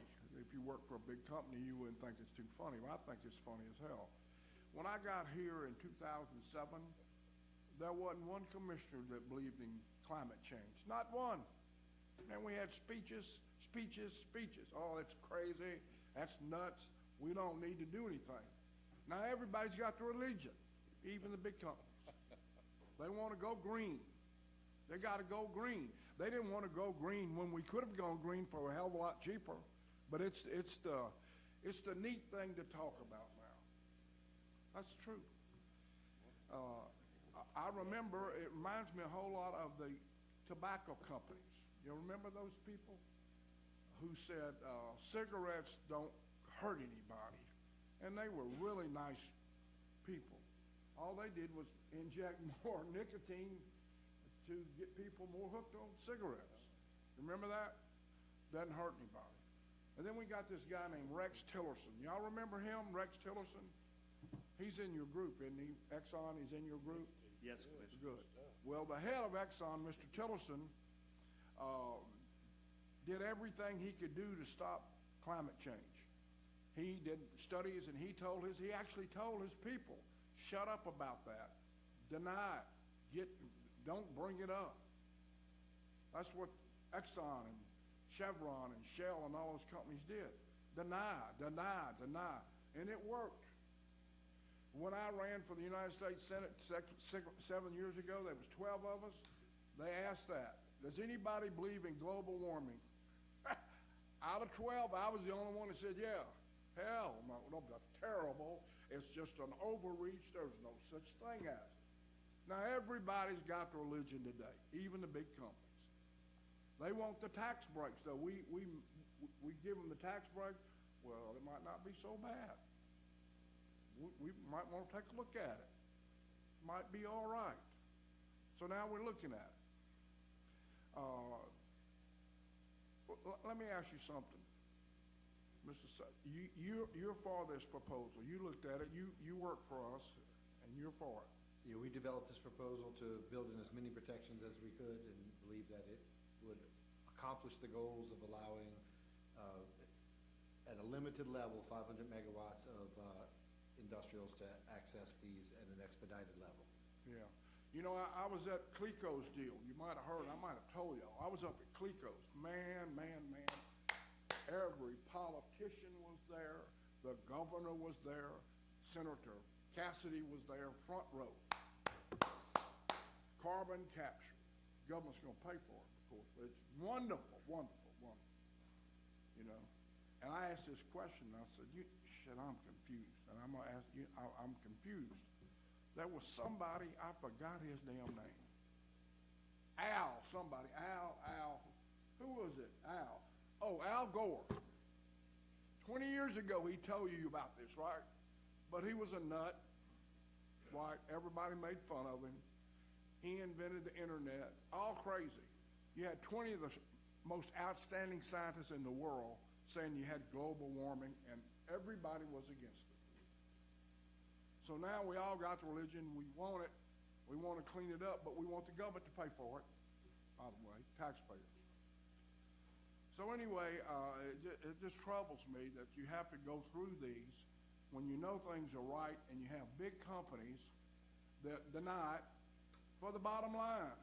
That's it. It's one word. And I ain't no preacher, but I think it's the strongest word in the Bible. Called greed. Big companies want to make more money, and they want to get the environment clean to attract more industry here. That's basically what we're doing here today. And we all want to breathe better. You know, the cigarette company said, well, of course the smoking doesn't cause emphysema or heart trouble. Well, there's no proof. But anyway, Mr. Sisson, I'm going to vote with you today. I'm going to trust you, and I'm real sick about what's happened in the past because we're hard-headed, and it takes money to get us out of the hard-headedness. So I'm not going to vote to put this off. I'm going to vote to go on with it on account of what you said. You work for me. You don't work for Chevron and Shell and Exxon. You work for me, and I work for a million people in North Louisiana. So I would object to putting it off, and I'd make a motion that we pass this. Number 4. Commissioner Green? Yeah, Randy. what is the impact on residential ratepayers for this proposal versus conventional methods? So my view is that this takes cost pressure off of the residentials. Entergy has an IRP that has some 5,000 megawatts of renewables in it, plus about 6,000 megawatts of wind. If industry can do some of this on their own and pay for it themselves, then that's less cost that has to be put on other ratepayers. So the residential ratepayers would not pay for the sleeve PPAs that the industrials are trying to get through this new mechanism? Correct. Okay. Commissioner any Green, other- may I respond to that? I'd like to as well. Excuse I me. do agree that the sleeve PPA as structured, proposed, similar to many of our utility green tariffs approved by the commission, allow the industrials to subscribe and thereby take financial pressure off of non-participants. That's the objective here, and we both have that, both of these programs have that objective, that effect. I do not agree, however, that this is a zero-sum game for non-participants, and that was a concern I mentioned earlier. These financial protections are extremely important, valuable, but the harm can come, as you heard a little bit from Mr. Bryce, in the IRP planning. I personally am less concerned with that because we plan to deploy solar, whether it's a sleeve PPA or not, and we'll flex and manage. The staff has also required that any resources that are sleeved must have capacity credit. So it's something to manage on the IRP front. I think it's doable. I'm more concerned about the disruption this will cause in the supply market and the confusion, the frustration, and where does the developer want to bid their project? Do they want to bid it to a utility that will benefit all customers, or do they want to bid it to an industrial to sleeve it? They're mutually exclusive. And if you develop one process for industrials that's faster than the regular process, if I'm a developer, and I'm not, I would want to find market certainty as fast as I can, get my product sold into market.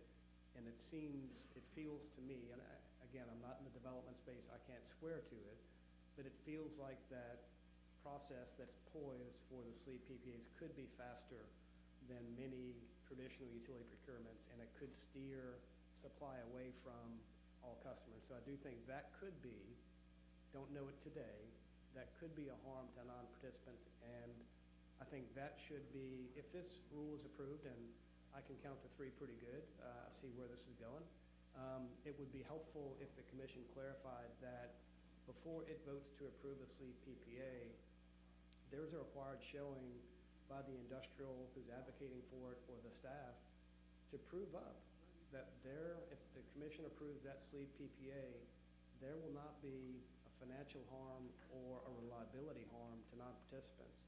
And I think once you check that box, then all the other protections Mr. Sissing put in the rule, I think it cleans it up quite a bit. But I think cleaning that up would be helpful before you can really say non-participants are not harmed in any way by the sleeve PPA. sorry, Mr. Young, if I could add to Mr. Hand's comments, I agree with everything you said. And I don't think the rule as it's written currently will protect the small residential customers. They will be harmed. But some of the provisions that Mr. Hand's talking about would be important. If we can show that those risks have been completely eliminated, we would certainly support that. But right now, SWEPCO will have the obligation to serve that load regardless. We're going to have the capacity available regardless of whether that sleeve, the capacity supporting that sleeve PPA is available, and our customers will be paying for it. Yes, Commissioner, just a couple of notes. So this point by Entergy was raised during the comment process, and Mr. Sisson added some additional provisions in the final proposal that require that if a renewable developer is having a discussion with Entergy or with any utility on a project, then they cannot have a discussion at the same time with an industrial about that project. And if the renewable developer wants to withdraw from that discussion with the utility, they have to go sit in the corner for 3 months before they can have a discussion or bring a project with the industrial. So I think they already built in some of those protections to avoid that circumstance. And again, as far as overall protections to the ratepayers, Mr. Sisson really added a whole list of items in there that are already standards that the industrial will have to meet when they bring that project to the commission for approval. The new standards that Mr. Hand was talking about sound very vague, and I don't know what they are exactly, but I know that there's a lot of steps, concrete steps that Mr. Sisson has identified that's part of what we have to bring to the table when we come to the commission. That's already in there. Okay, thank you, Mr. Green, and we've got Commissioner Lewis coming up next. Let me ask Mr. Young one thing, Randy. 35,000 employees, working for these corporations. Give me 5 or 6 of these corporations we're talking about. That's more than just Shell Oil here. There is, Commissioner. So we're very proud that we have a very diverse cross-section of Louisiana industry in our group, and they've been members of the group for a long, long time. But generally, it ranges from, it does include refineries. It also includes chemical companies. It also includes industrial gases. It also includes steel. It includes pipeline and pulp and paper. And also we have some sawmills in there as well. So it's a very broad and diverse group. And their market is worldwide based, coming out of the great state of Louisiana, right? And it's more than just oil and gas corporations. That is quite a few. That is correct, Commissioner. It's a lot more than just oil and gas companies. And to be clear, in terms of their needs for this, for the renewable power, it's to meet carbon reduction needs in Louisiana, as well as part of their product needs in the United States and abroad as well. So it's much broader than just trying to sell to Europe. Okay, thank you. Commissioner Lewis.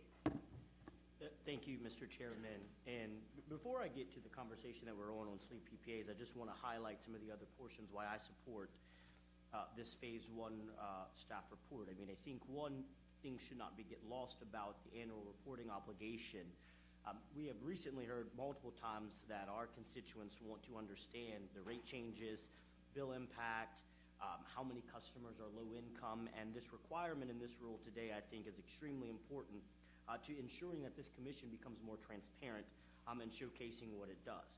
I also significantly and strongly support adding the green tariff option to give customers of all utilities the option to opt into having renewable energy used as an option for their conversation. I do have a question for staff, so Mr. Sissing or Ms. Evans. I know in this report we did move some other items that I deeply care about that are, I believe, customer-centric options around demand response, about the ARC rulemaking, notices and increases in any rate changes. And so I just want to ensure that even though we were talking about Phase 1 moving to Phase 2, that these items that were originally considered in Phase 1 that I think are still extremely important customer-centric options do not get lost in the wayside in the further discussions that we will have about what we've been talking about, the sleep PPAs, and what we have teed up for Phase 2 and Phase 3. So I just wanted to, actually I said that was a question. I don't think it's actually a question anymore. I think it's just, I would love to see and ensure, sorry about that, Lane, And so, but let's get to really quickly some of the conversation that we've been on. Lane, is it not correct that you, in this rule under the wholesale sleep PPA, said that a PPA cannot exceed 5% of the relevant utilities demand? I'm not sure if it's 5%, that's the number, but yes, there is a cap. I thought it was something other, it's 1%, that's what I thought. The sleep PPAs in total cannot exceed 5% of the utilities yeah, demand. utilities total I'm sorry, demand. I thought you were asking about a specific industrial. Oh, no, the utilities. Yes, okay. Demand. And so, I mean, I think, and you explained, and can you further clarify why you felt that this construction would not harm non-participants? Sure, as I mentioned earlier, first of all, the cap limits its ability to impact. Secondly, we made sure that that the financial harms that could be imposed upon non-financial customers would be protected through commission action by either the industrial customer taking all the financial risk on their own balance sheet and on their own books, and that the counterparty of the renewable developer would have to accept that, or that comes in front of this commission like any other project and would be subject to the same scrutiny that this commission would have. Another protection that we built in was, I just lost it, but we built in several other protections. I can look real quick at my notes. Let's say,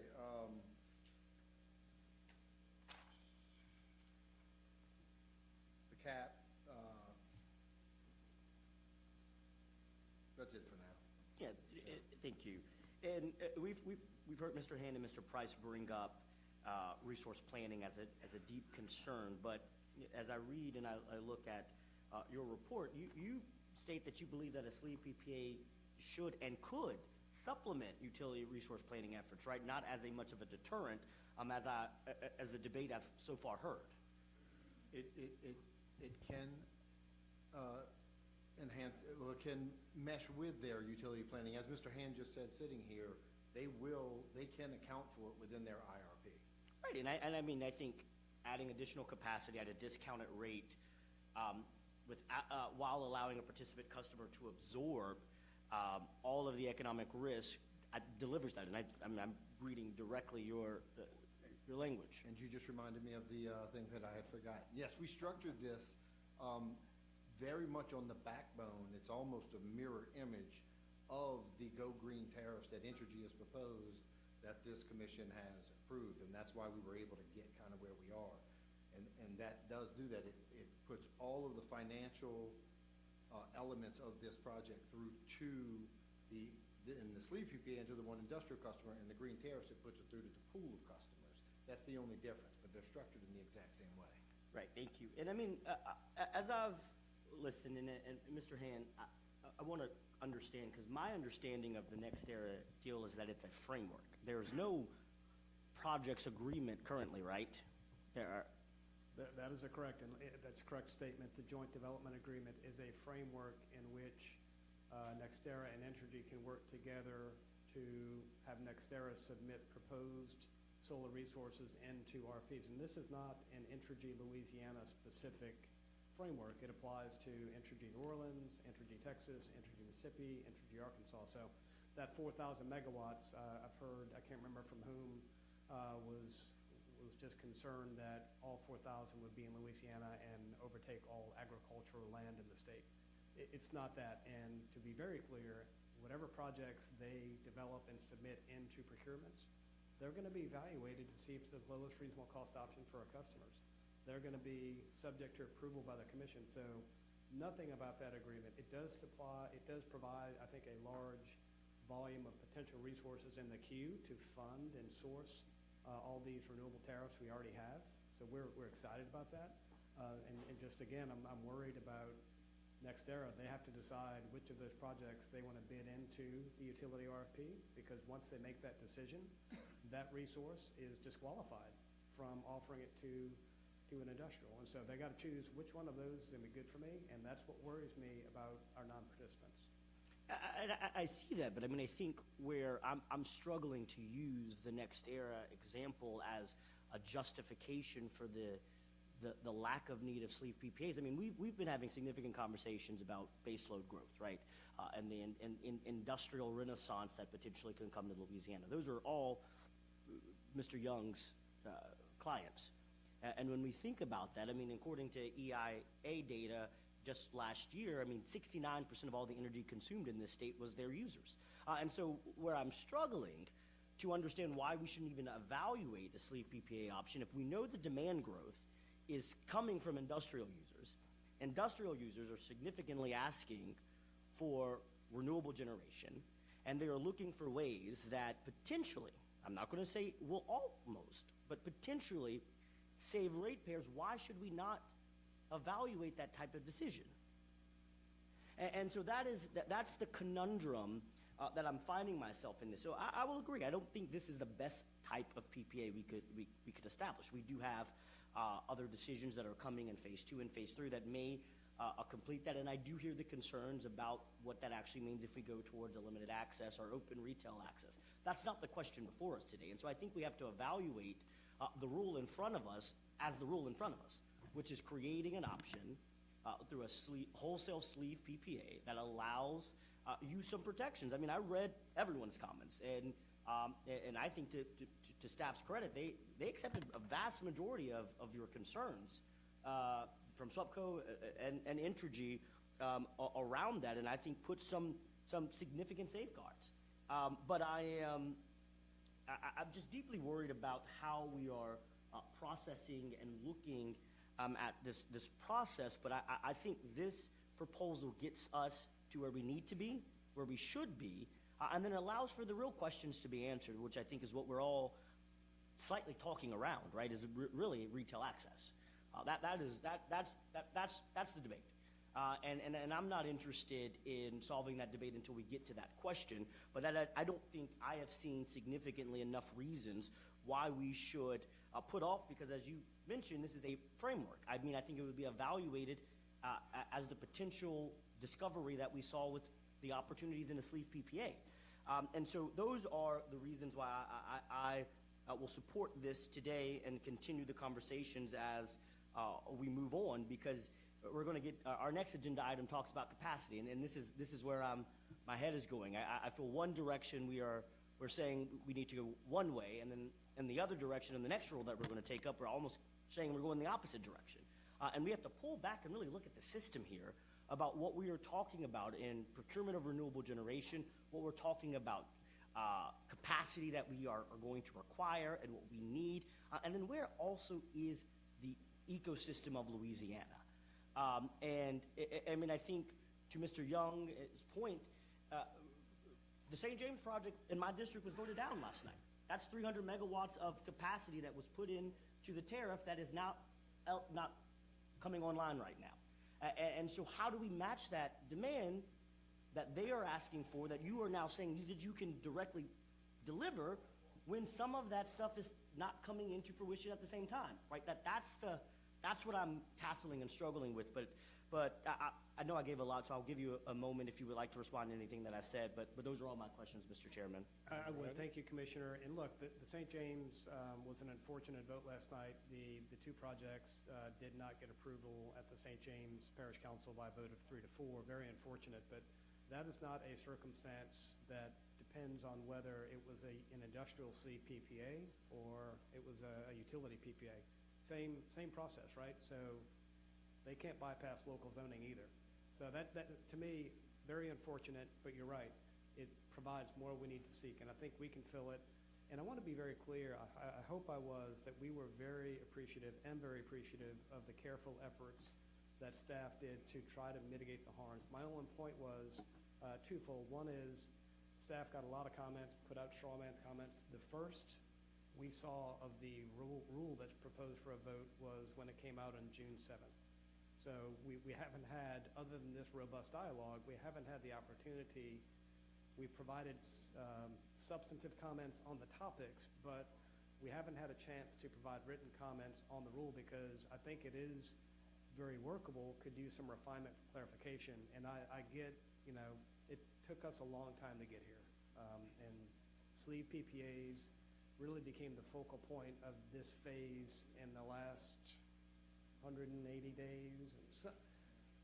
I don't want to say let's delay for the sake of delay. I was just asking for certain clarifications because it came out, I know we have the opportunity to give our comments today. As we all know, it's hard to have this dialogue, not have the words in front of us, redlining, debating dialogue, and that was the only suggestion I had about trying to clarify a few things. But we do greatly appreciate the safeguards that the staff has recommended to y'all and that y'all seem ready to accept, but have that remaining concern about unintended, unknowable consequences of diverting supply to the industrials away from the utilities. We'll find out, in a few years. Okay, we have a motion from Commissioner Green to accept exhibit number 4, and there's a second. Do we have a second on the record? Yes, sir, by you, Chair. Myself, okay. So let's do a roll call vote, see how we stand on this. Commissioner Campbell, you vote yes or no on exhibit 4? Yes. Commissioner Lewis, how do you vote? Yes. Yes. Commissioner Green? Yes. Yes. Commissioner Scametta? I'm going to enter a vote of yes, but for the purposes of the ability to bring it up later when this all goes wrong. Amen. Amen. Chairman votes yes. So it's unanimous. So we wore that one out. Go to number 5. Exhibit number 5 is docket number R36263. This is the Commission's consideration of whether the Commission should adopt minimum physical capacity threshold requirements for load-serving entities as a discussion and possible vote on staff's final report and recommendation of final rule. Docket was initiated by a notice of rulemaking filed February 1st of 2022 pursuant to Commission Order Number U35927, which directed staff to open a rulemaking to determine whether a capacity obligation policy should be established for electric utilities subject to the Commission's jurisdiction.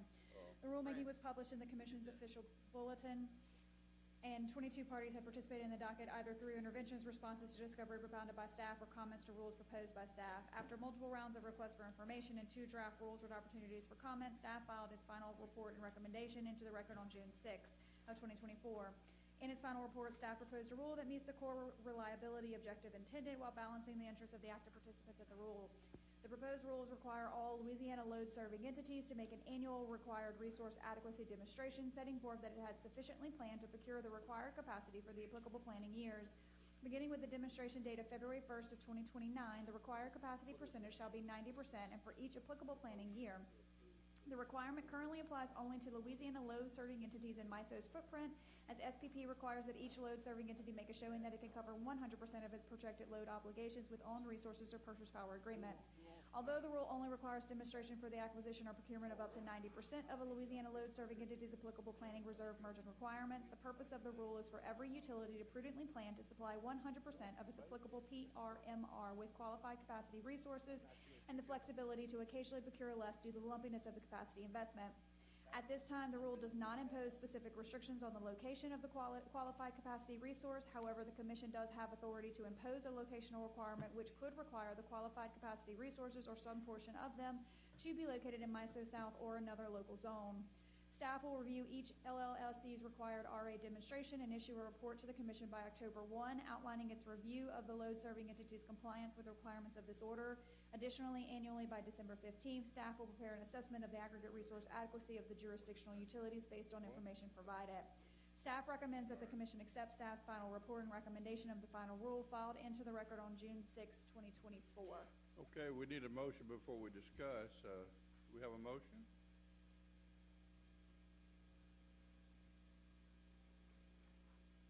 We're on exhibit 5 here. Do we have a motion? Motion to, is it under Rule 57? Let me ask a question. Why don't we Wait. have a motion before we discuss? I think that's a rule of order. We'd ask you. No, that's not a rule. That's backwards. You ought to have a discussion and then a motion. I'm sorry, Commissioner, will you use your microphone, please? Yeah. Thank you. I said that's backwards. You ought to have a discussion and then a motion if you like what you heard. But if you vote before you have the discussion, you're putting the mule way before the horse. In my Let me ask Colby for. And Colby, so under Robert's rules, which we loosely follow, you can put an item on the table by motion, but we've done it both ways. so it is proper either way, is okay? It's proper either and way, it- and I mean, and the it- commission had and- discretion. We haven't formally adopted Robert's Rules of Order, so So in the opinion of our top hired hand, it's I think go we can do it either way. All right, so Let the me say chair's something. gonna say, we need, I wanna have a motion first, and then we'll discuss, okay? All right. Let me say something, Mr. Chairman, if I might. All right, I'll recognize, Mr. Campbell, go ahead. I don't want to say anybody's getting a little head start, but think about it. You have something that's technical and you have a discussion. That's the way I've always done it when I was chairman in the Senate. You let people get it out of the system. Then you have a motion. Yes or no? If you have a motion and a second before the discussion starts, why have a discussion? You already got it passed. This is just backwards. What it does, it puts heat on me. For example, if he makes a motion, if he says he's for it, you second it, I gotta get you out of the motion. Why don't we have like normal discussion, do the best job you can do, and then maybe somebody will second it. But what you're doing, you're putting the heat on me to come on with you, basically. I think it's, I've seen it happen up here a bunch of times. Somebody will make a motion, somebody will second it, and then I gotta prove that you guys are wrong. You put me behind the 8 ball. All right, well, I'm not being an attorney, although I'm the chairman. I'd like to ask the staff, Ms. Lauren. Mr. Chairman, can I make a statement before we go to staff? Let me- Since we've been having a discussion before we go to staff on that, please. All right, go ahead. I'm going to agree with Commissioner Campbell. I mean, let's just go back in the minutes under Exhibit 3. When I started talking about 1803, we made the motion after the discussion. So if we're going to talk about procedure and parliamentary procedure, I think we should keep our precedent in this meeting, which we've started discussion prior to motions. We did it in Exhibit 3. We did it differently for Exhibit 4. Now we're on Exhibit 5. So our precedent has showed that we have taken it either way. And so I think trying to now create a new parliamentary decision that is actually not parliamentary procedure just makes absolutely no sense in this All right, meeting. thank you, Commissioner Lewis. Lauren Evans? Good morning, Lauren Evans on behalf of staff. I do have a motion in front of me on behalf of Commissioner Green that I can read if that would help solve the issue. Okay, well, go ahead. We'll, Okay, and this is on behalf of Commissioner Green.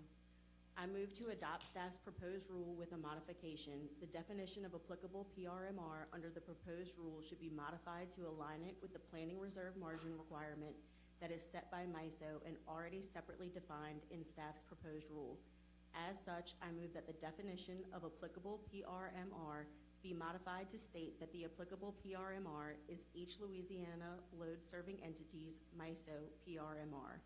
In connection with this change, staff should modify the rule and exhibit to the proposed rule such that the details of the calculation of applicable PRMR are set out to include the company's peak load requirement, the planning reserve margin utilized, the coincident factor utilized, and the loss factor utilized. Question two, Lauren.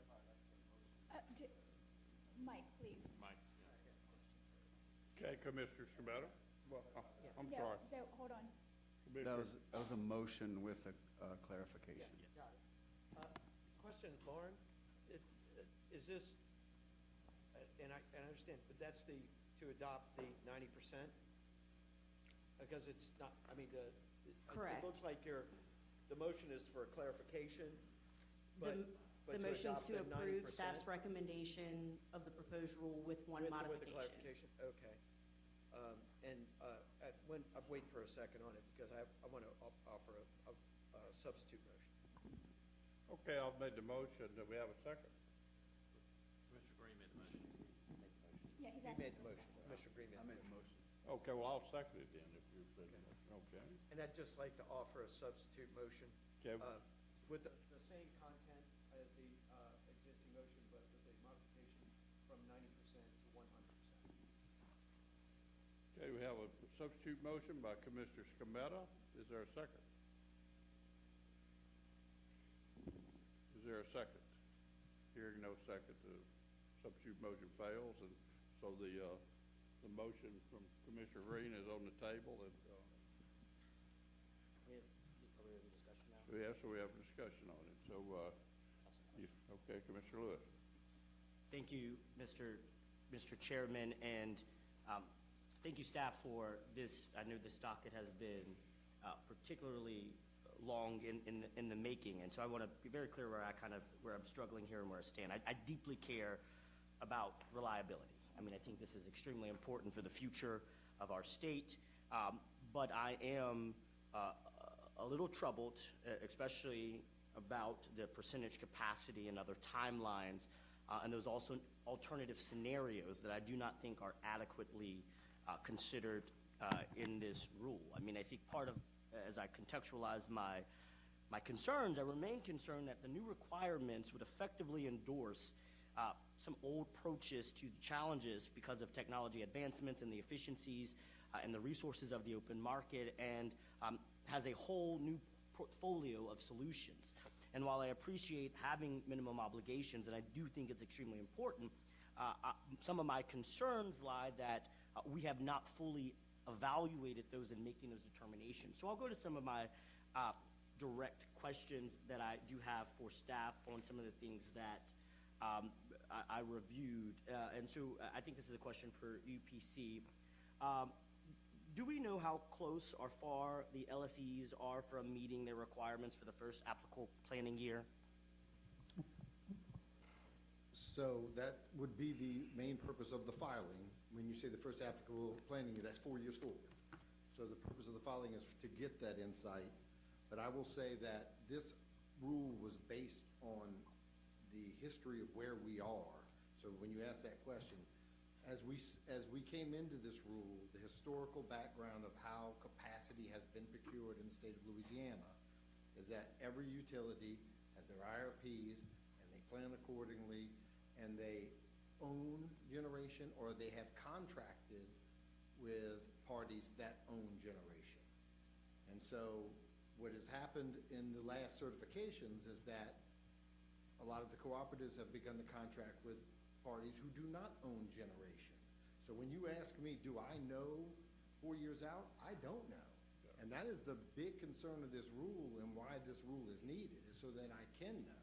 Because as of right now, they have obligations with counterparties who can't tell us whether it'll be met or not 4 years out.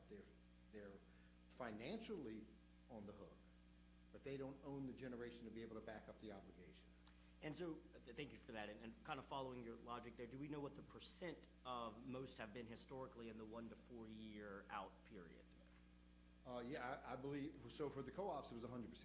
They had an all requirements contract, and the contract expires in 21, and I think 2024 and 2025, and you had a counterparty who owned enough generation to supply them, and it would have been 100% until the end of the contract.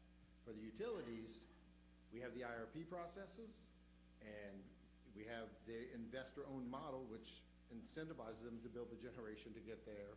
And so they have historically always planned to have enough generation 4 years out, and I would certainly think that they would continue to plan to do that. And that is good to know. I think where part of my other question is, do we know how feasible a non-traditional PPA to bid on an RFP that's in year 3 or 4? Because what I worry about is that this timeline and this window for non-traditional resources will be able to bid in an RFP, it may not happen. I know it doesn't seem like a big deal now, but I'm worried about shutting down potential opportunities down the line from non-traditional resources that are more widely available, but they are now not pursued because a utility may say that the time restriction is too strict or too short. And so I'm really...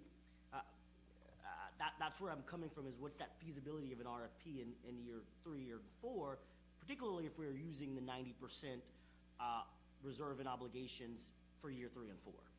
Yeah, I would say 2 things to that. First of all, I'm going to need to better understand your concern so I can directly address Yeah, it. But I think one of the things that does address it is the 90%. I mean, that's not 100%. So, I don't know what percentage of the capacity mix you're talking about, but if you're talking about like demand response and energy efficiency and battery powers, all those are in the rule. Those are qualified capacity. So they are completely capable and encouraged to bid into to these RFPs.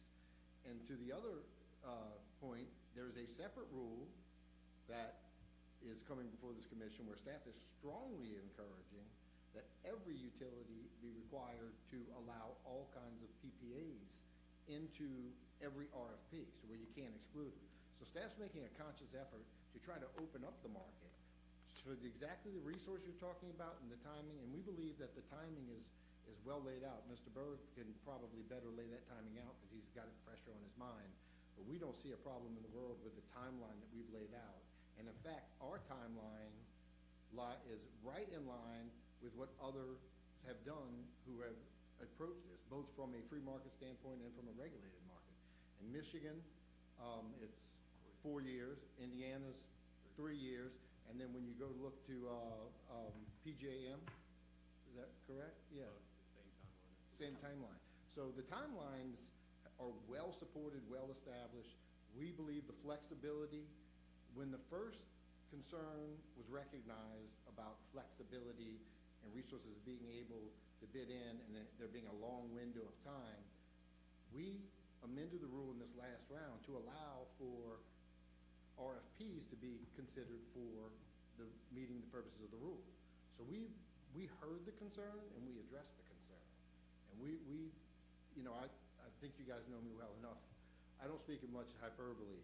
This is probably the most important rule this commission is going to have in front of it in a long time. And, we strongly support it. We think that we have worked on this rule, as you said, for over 2 years.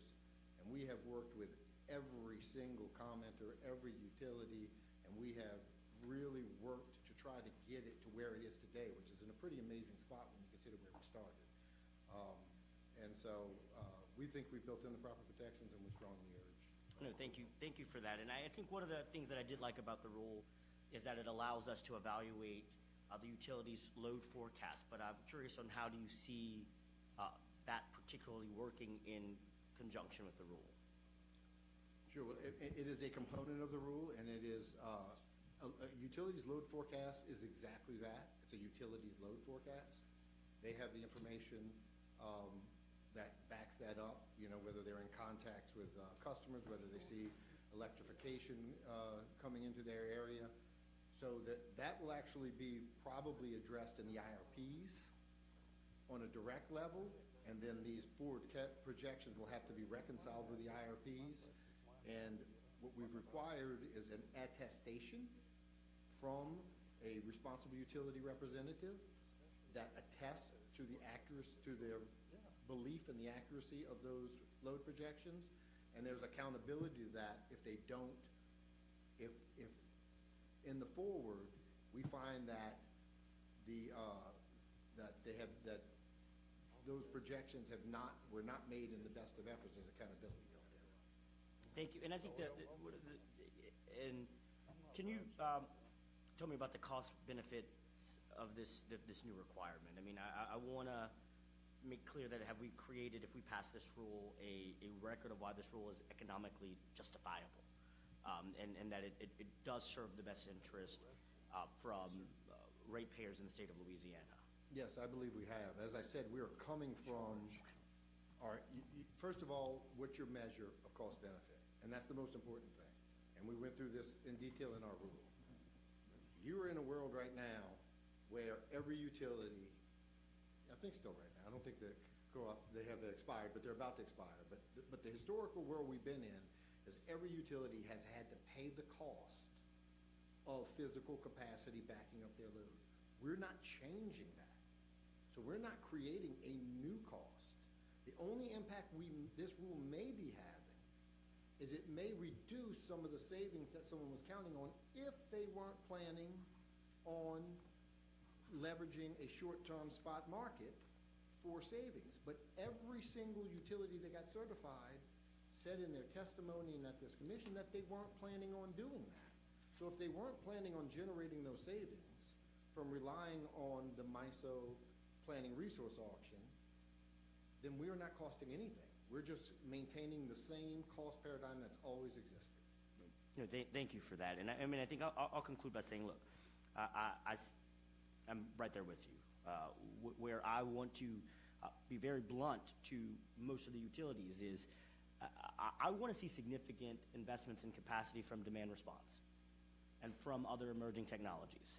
Because my deep concern is systematic that what we're going to do, and I know the rule says you can't, but that doesn't mean you won't, is you're going to use this MCO rule as a reason to keep only utilizing build-up generation instead of flexible load options. And I'm going to be very much a stickler if we pass this rule to see how much we are investing in emerging technologies and ways to make our load more flexible to make that capacity hit. Because what I don't want to hear in filings and I don't want to see in testimony is, oh, well, I have to build this because I need to hit my 90% capacity rule. And that's a deep concern of mine because as we know, what is challenging. We're going to talk about this later on today. I mean, we have the EPA rules on greenhouse gas emissions coming down on new gas generators and existing gas generators. They're going to lower probably the capacity value of those generators, which means you're going to be having to look for options. And I'm going to be very keen to see what options you are choosing. How are you promoting your demand response tariffs? How much are you utilizing load flexibility? I'll be very clear. Load flexibility options are not going to meet all of our resource adequacy. It's not. There's not enough energy efficiency or demand response to hit our demand. It's not. But it should not be not looked at an option. And I mean not just mentioned in filings, but seriously evaluated. Because that is, well, like I said, Ms. Jonathan and Lane, I agree with you. I mean, I think this is a significant issue and something the commission significantly needs to look at. My concern is in the systematic approach. Have we gone too narrow answering, I think, a very well-timed question that does upset the emerging technologies and the market evolution? But I deeply appreciate the work about this, but I just wanted to put some of my concerns on the record. I think Commissioner Scametta, you had a question.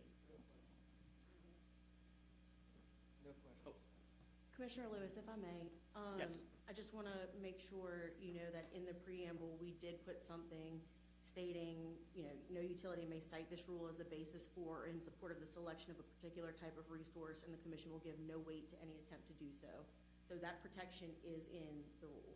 Yes, thank you, and I do appreciate that. I just wanted to be very clear that I know sometimes we put rules in, and some filings hint at rules or talk around rules, so those were some of my concerns. But we'll go now to Commissioner Scametta. When we're talking about establishing the threshold at 90%, but at the same time, MISO has established that they're looking at being on the cusp of a shortage power. Do we put ourselves at risk in the state by allowing ourselves to be at this 90% versus 100%? So are we putting ourselves in a disadvantage by not being prepared? Because my concerns are, particularly when we're looking at industrials wanting to come to the state of Louisiana, we tell them, yeah, we're going to have power 90% of the time. We'll make certain of that from generation. We'll find the rest later. Are we better off looking at 100%, particularly because of the sort of changes in the generation sort of spectrum of MISO North versus MISO South, and the overall assessment of lack of resources potential? Should we be looking at moving towards a greater capacity versus 90? Sure. So I will tell you the impetus behind the 90%, and then I will tell you what the rule contains to address your concern. So the reason 90% was chosen is because generation is historically lumpy. And when you're planning, this isn't about this year, this is about 4 years out. So when you're planning 4 years out, to be able to perfectly plan to make sure that you have the exact amount of generation, this accommodation was made to address the lumpiness of it. Not that you could be at 90% every year. You're not planning to 90%. You're planning to 100%. The 90% is to accommodate those years in which you can't meet 100%, but you're still moving towards having 100% every year. And for that reason, we put in the rule a statement, and I'll read it. It says, although this rule only requires a demonstration for the acquisition or procurement of up to 90% of the PRMR, the purpose of the rule is for every utility to prudently plan to supply 100% of its applicable PRMR with qualified capacity resources, with flexibility to occasionally procure less due to the lumpiness of capacity investment. The 10% variance is an allowance to account for the variable nature of year-to-year capacity investment, such that it is recognized that there may be years where 90% is part of an overall prudent capacity procurement plan. So it is in here that you need to be planning for 100, is 90, and then we're going to be monitoring this every year and issuing reports every year. Yeah, I just see that as a backwards statement, because we should be planning for 100 with a flexibility to 90. That's what But it's saying it backwards to me, that's all. Okay. Yes, sir. You recommend a 90? Yes, sir. We ready to vote? Let's vote, man. Well, I do believe there's, Okay, we got a, I think that's some yellow cards. I think that's some yellow Actually, cards. Randy wants to say Yeah, some something. yellow okay, cards. Randy, go ahead. Thank you, Commissioners. Randy Young, again, on behalf of Louisiana Energy Users Group, and we are an industrial group. Reliability is extremely important to us. We're supportive of the rule overall, but just two notes. One is I would ask for some clarification in the Commission's order on the confidentiality piece. So we fully respect that on the front end, this process is going to be about a staff review. Staff does its reviews and audits on the front end without parties involved, and we respect that that happens. But there is potential for docketed proceedings that would involve this information also. Like, for example, if there's a non-compliance, there'd be a docketed proceeding. There's also certification proceedings on resources. There's rate proceedings that involve resources, and even IRP proceedings that involve resources. So my understanding is that the staff is not intending to keep us from reviewing that information when we get to a docketed proceeding, just as part of this initial review.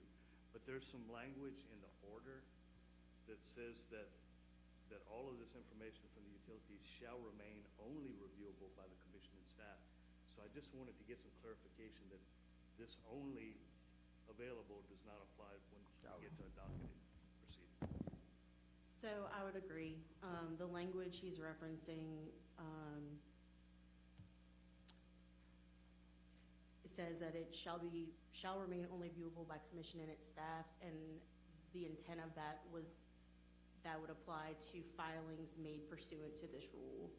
It's my understanding that if a company was found to be non-compliant and we had to open a separate docket, that docket would be subject to normal confidentiality rules. And the same, just to be clear, is if we have whether. Randy, please use your mic. And the same for any other docketed proceedings, such as a certification proceeding, IRP, and such as well. Correct. Thank you. Thank you, Randy, Commissioners. I appreciate that. Industry's okay with 90%? So, Commissioner, we're okay with the 90% as the yeah, ultimate okay. outcome. We do believe that Okay. once you get out to planning year 4, you're 3 years away. We would prefer to see a 75% level in that out year to allow some more flexibility. But ultimately, at getting to that 90%, the way that Mr. Sisson has it framed, we do support and agree with.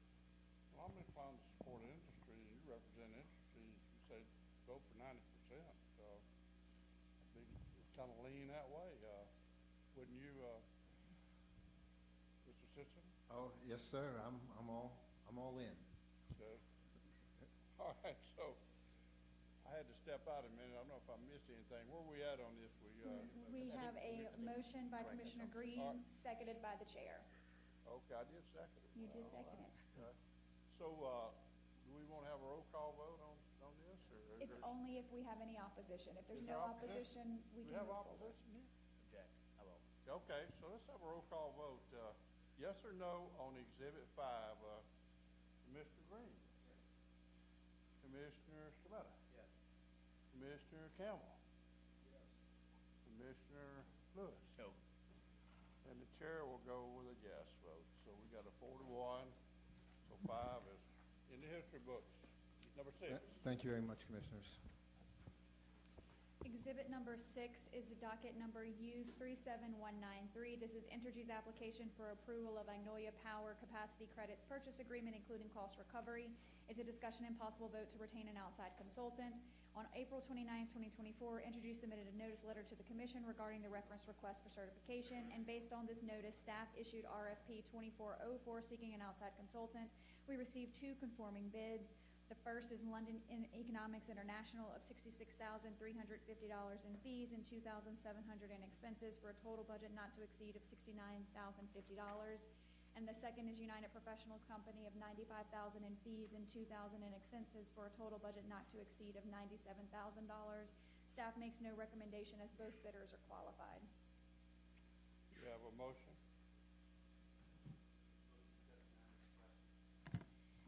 Motion by Commissioner Green to accept bid number 2 for United Professionals. Is there a second? It's accepted United Professionals. Commissioner Green. Okay, do we have a second on the do you have a substitute motion? Use your microphone, please, Commissioner. Oh. Thank you. What did you say? Use your microphone. Oh, use the microphone. I would make a substitute motion that we select number 1. It's about $30,000 cheaper. And I'd like to give them some business. I'll second. Okay, we got a substitute motion from Commissioner Campbell and seconded by Commissioner Lewis. Any other discussion? So we'll have to vote on substitute motion. If there's objections to substitute. Okay, we have an objection, so we got to vote. This is a substitute motion we're voting on? Yes, sir. Number So your 1. motion.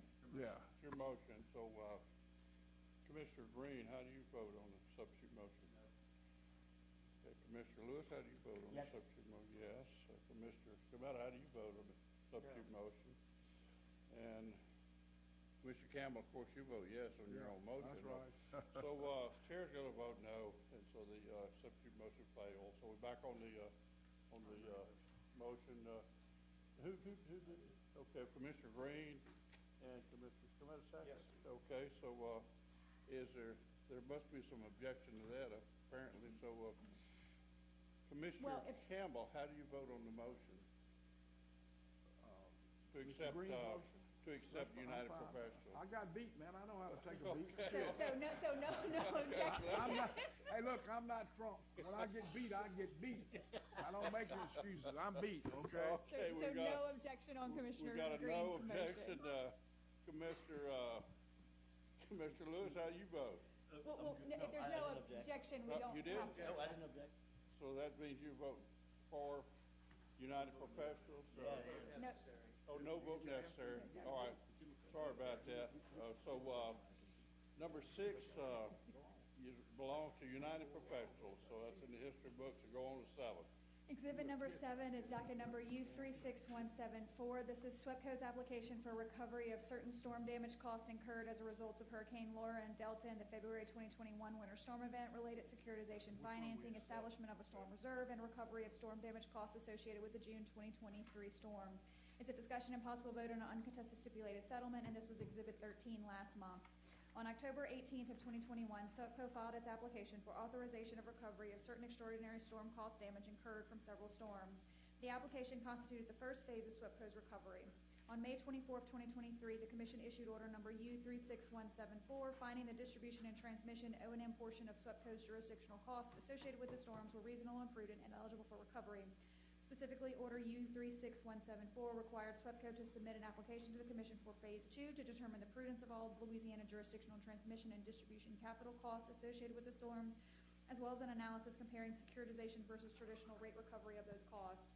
On July 31st of 2023, SWEPCO filed that Phase 2 application. SWEPCO and Commission staff reached an agreement and executed an uncontested stipulated settlement, which was filed into the record on April 24th of 2024. The major terms of that settlement are as follows. The distribution and transmission capital portion of SWEPCO's jurisdictional costs are reasonable and prudent and eligible for recovery. Securitization is the most cost-effective option for SWEPCO's customers. SWEPCO will be authorized to securitize the storm costs associated with the June 2023 storms, as well as a request for additional funds for reserves for future storm costs that cost above $1 million. The terms and conditions of SWEPCO's proposed financing order comply with the requirements of the Securitization Act. As there are no unresolved issues, staff recommends that the Commission approve the issuance of a financing order consistent with the terms of the uncontested stipulated settlement filed into the record on April 24th, 2024.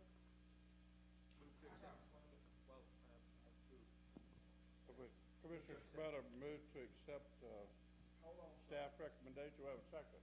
That was seconded by Commissioner Green. Any discussion? Mr. Campbell. I love you taking care of my business. I love you when you take care of SWEPCO. And I'm the only one representing SWEPCO. But that's okay. I'm happy today. But Well, wait a minute. I got some SWEPCO. how many, 2 streets? I got the. You gave me all I got SWEPCO. downtown Simpson and a few other places, and I talked to them just the other day about their electricity. Okay, well, good deal. But anyway, I got a question or two. All right, you got your mic. What are these bonds? These bonds, I'm fine with it, but does anybody have any idea what these bonds are y'all gonna be able to, what they're gonna pay? What people will pay for the bonds? How much will the bonds, does anybody know how much the bonds will, the percentage rate? Here they come. Yeah, I think Okay. Noel and Tom Let's let can them. talk to it. It's probably gonna be a range, Commissioner, but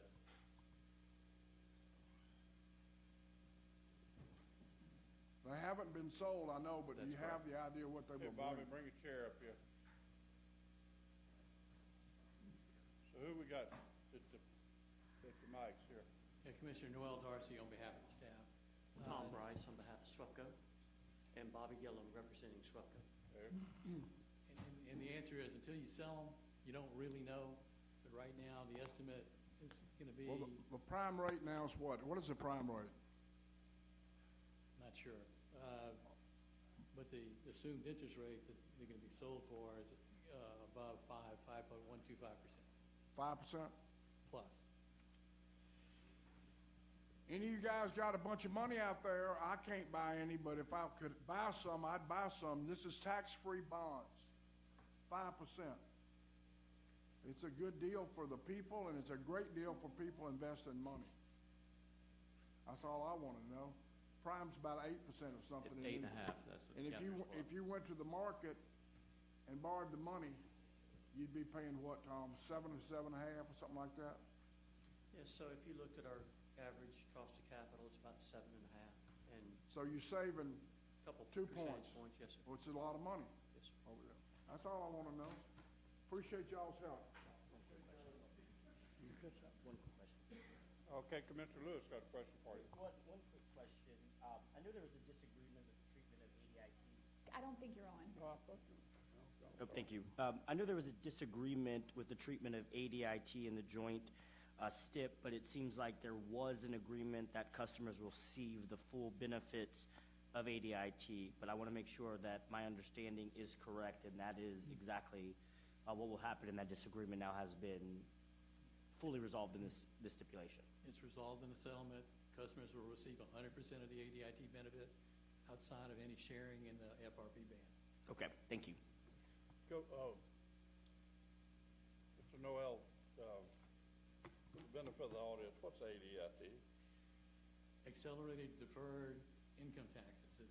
It's a timing difference in what the companies pay versus what they put in their books. And it's recorded in a way that it allows them to keep money that they're not actually paying out. And it's essentially a reduction in rate base. Kind of a, all right, I got you. Well, it saved me 20 phone calls, so appreciate that. Okay. Is there any objection to accepting number 7? No objection, so looks like it's also in the history books, and it passed. Thank you. Thank y'all. Exhibit number 8 is undocketed. It's the State Universal Service Fund Administrator. It's a discussion and possible vote to renew LaPorte CPA and Business Advisor Services. At the July 2020 B&E, LaPorte was retained to administer the Universal Service Fund for a 3-year period with annual reviews thereafter, subject to commission approval. LaPorte's current retention expires July 31st of 2024, and in light of this expiration and the option for annual renewal, staff requested confirmation from LaPorte whether it agreed to continue handling administrative services for the State Universal Service Fund. LaPorte indicated its willingness to continue providing those services with the same billing structure that is currently in place, which is a $10,000 a month to manage and administer the USF. Staff recommends that the Commission renew LaPorte's services for an additional year with the option to renew thereafter under the same billing structure previously approved, which is $10,000 a month. Move to accept staff recommendations. Moved by Commissioner Scamota, seconded by Commissioner Green. Any discussion? Hearing none, it's passed. Number 9? Exhibit number 9 is undocketed. It's our reports, resolutions, discussions. There is a discussion and possible vote to ratify the invitation to the Louisiana Public Service Commission to participate in the Frontiers Consortium. The Frontiers Consortium was organized by Stephen Allmeyer, the senior advisor at the Idaho National Laboratory, with the goal being to assist in the development and capture of economic opportunities involving advanced nuclear energy. Given its role actively in analyzing the potential for advanced nuclear energy opportunities in Louisiana, the Frontiers Consortium has invited the Commission to join as a participant. This is at no cost to the Commission. Staff recommends that the Commission ratify the invitation to the Commission to participate in the Frontiers Consortium. Commissioner Scamota? This is a no cost to the Commission, but puts us at the table at the lead on a national basis on advanced nuclear, and it's a great honor for the Commission to be invited to participate, so I think we should move forward on this. Okay. Motion by Commissioner Scamota. Move to ratify. Move to ratify. And seconded by Commissioner Lewis. Any other discussion? Hearing none. What's next? There is a ratification, discussion and possible vote to ratify interventions of the Commission in RTO-related and other FERC energy regulatory proceedings. This matter is on the agenda for ratification of interventions on behalf of the Commission and RTO-related FERC proceedings pursuant to the scope of work approved in the connection with the retention of stone pigment in UPC. Due to the short deadlines allowed for the interventions, if advanced Commission approval is not possible, the Executive Secretary, on the recommendation of UPC or stone pigment or on his own determination, may authorize the initial interventions, comments, or protests subject to ratification at a following B&E.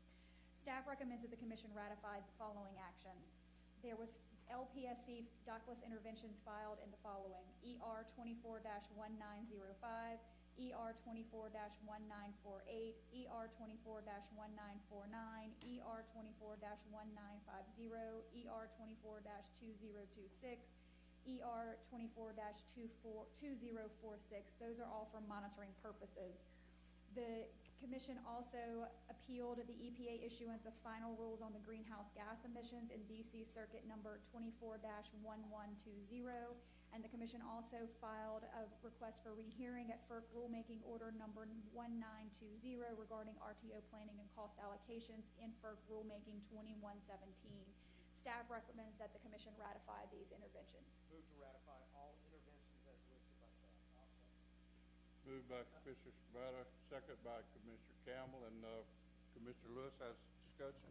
Yes, thank you, Mr. Chairman. I do not disagree with the ratification of the first 5. However, I do would have to object to ratification of a motion to intervene in DC Circuit number 24-1120 and then RM 2117. So I support the first 5. So I would actually request, if possible, if I could make a substitute. I don't know if that's. I would request that if we could take up the first 5 as one motion and then have the other 2, so I could make my objection heard only to those 2 and not to the entire slate. Sure. We can do that. So, would Commissioner Scamota, would you like to modify? Modify it as so, and thank you. Move forward. Okay, so is there any objection to, do we have a second on Commissioner Scamota? Commissioner Campbell. Commissioner Campbell, so is there any objection to that motion? Hearing none, it passed. We'll take up the other one, is the following 2. And I'll move to accept and to ratify on the 2 remaining docketed interventions. And I'll object to those 2. I'll second. Seconded by Commissioner Green. Is there for a roll call vote. Okay, we have a roll call vote. Commissioner Campbell, how do you vote? Yes. Commissioner Green, how do you vote? Commissioner Scamota, how do you vote? Yes. Commissioner Lewis? No. No. Commissioner Francis votes yes. Okay. Thank you. All right. Okay. We also have a discussion and possible vote to ratify the vote cast by Chairman Francis acting as the Commission's representative on the RCS for the Southwest Power Pool. It's on the agenda for ratification of a vote cast on June 10th, 2024 by the Chair as the representative. Staff followed the protocol set forth in Special Order 17-2019 to consult the Vice Chair and the Secretary prior to the vote. Protocol also requires ratification at a future B&E. The voting items approved amendments to the SPP tariff to implement previously approved Joint Targeted Interconnection Queue policies. The RSC previously approved these policies in January of 2023 and February of 2024, and the amendments memorialize these policies. Staff recommends that the Commission ratify Chairman Francis's vote cast on June 10th, 2024 as the Public Service Commission's representative of the SPP-RSC. Move to ratify. Second. Moved by Commissioner Scamatta, second by Commissioner Lewis. And I abstain. Is there any discussion or objection? Hearing none, it passed. And then there is also a directive. It's a directive to staff to open a service quality investigation on SWEPCO as a result of recent frequent storm-related outages, and this is at the request of Commissioner Campbell. And I'll read this. I work with Commissioner Campbell on this. This is the directive. Since the beginning of this year, SWEPCO service territory has experienced numerous system-wide outages. In fact, since April, no less than 5 weather-related events have resulted in peak outages of 17,000 or greater per event. Given these frequent outages and the impacts they are having on SWEPCO's customers, I direct staff to open a service quality investigation into SWEPCO, focusing on these outage events, the underlying causes, as well as SWEPCO's vegetation management practices and historical spending for vegetation management and distribution maintenance. Staff shall also review SWEPCO's SAIDI and safety reports, as well as those of the neighboring electric service providers. Finally, I further direct staff to solicit a bid from UPC to assist with this investigation. UPC is currently retained to review SWEPCO's formula rate plan filings, and in those filings, SWEPCO is specifically requested to retain additional revenues from over collections for vegetation management and resilience work, and that's a directive. Okay, you have any discussion on that, Commissioner Campbell? Well, Mr. President. yeah, I want to, we've had a lot of outages up in northwest Louisiana, 12 parishes, and I want to have like Mr. Green did with energy, I want to look at SWEPCO, and if the people want to look at SWEPCO to make sure that the service can get better. We want a good service at a reasonable price. So this is just a little house cleaning and a checkup that we need. There's people demanding. Since first of the year, in one portion of Shreveport, service has been out 10 times. That's too much since the first of the year. I know, that's too much. And so I want to take a look at what they're doing, making sure they're doing the best job possible, making sure they're using the right contractors, paying them what they ought to be paying. Just a general examination of how they're doing business, and this is good. It'll be good. A lot of questions will get answered. Thank you. Thank you. Yeah, can that be done by our staff? Is that right? Yeah, our staff has already started on it, and then UPC is working on the formula rate plan where some of these issues are overlapping. So part of the directive, we're soliciting a bid from them to assist on that part. That's fine with me. I think they'll be good. Okay, I will remind my fellow commissioner in Shreveport that I do have a little SWEPCO up there in Vernon Parish, and I've been in touch with those folks many times. They've been calling me about the outages. So, and I've talked to SWEPCO about it, so I'm on the team with you, brother, on Good. that one. Where did you say you represented Simpson? Simpson, right. Well, hold on a second. I got something to tell you about Simpson. All right. I bought a squirrel dog from Simpson a month ago. Really? The guy lived in Simpson, and I bought a squirrel dog, so we got something in common. Well, I'll give you my Simpson story. And my son is 51 years old. And when he was a year old, we lived in Simpson, Louisiana, downtown Simpson. So I'm very familiar with that area. It's a wonderful part of the world. And I'm glad to represent a few of those folks. And they sure have my phone number. They've called me several times. So, okay, so we're moving on. It's a directive. Do we need to vote on this? If there's no opposition, we're good. You think SWEPCO's got the message? So, I believe they do. All right, thank you. Moving on. So exhibit number 10 is docket number U36923. It's CLECO's request for implementation of a change in rates with an effective date of July 1st, 2024, an extension of its existing formula rate plan. is a discussion and possible vote on uncontested stipulated settlement at the request of Chairman Francis. On June 30th, 2023, CLECO filed its request with the Commission with notice published in its official bulletin.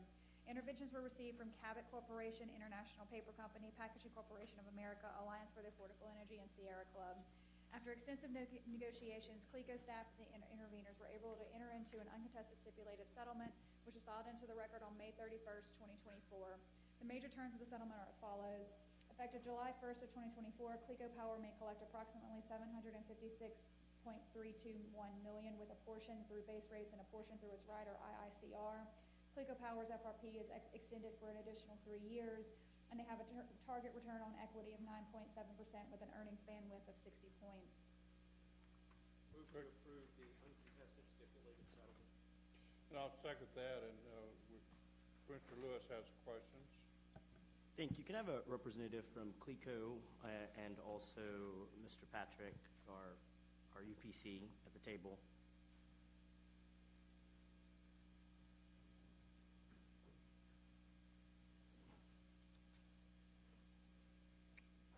Good morning. Mark Klehammer with CLECO.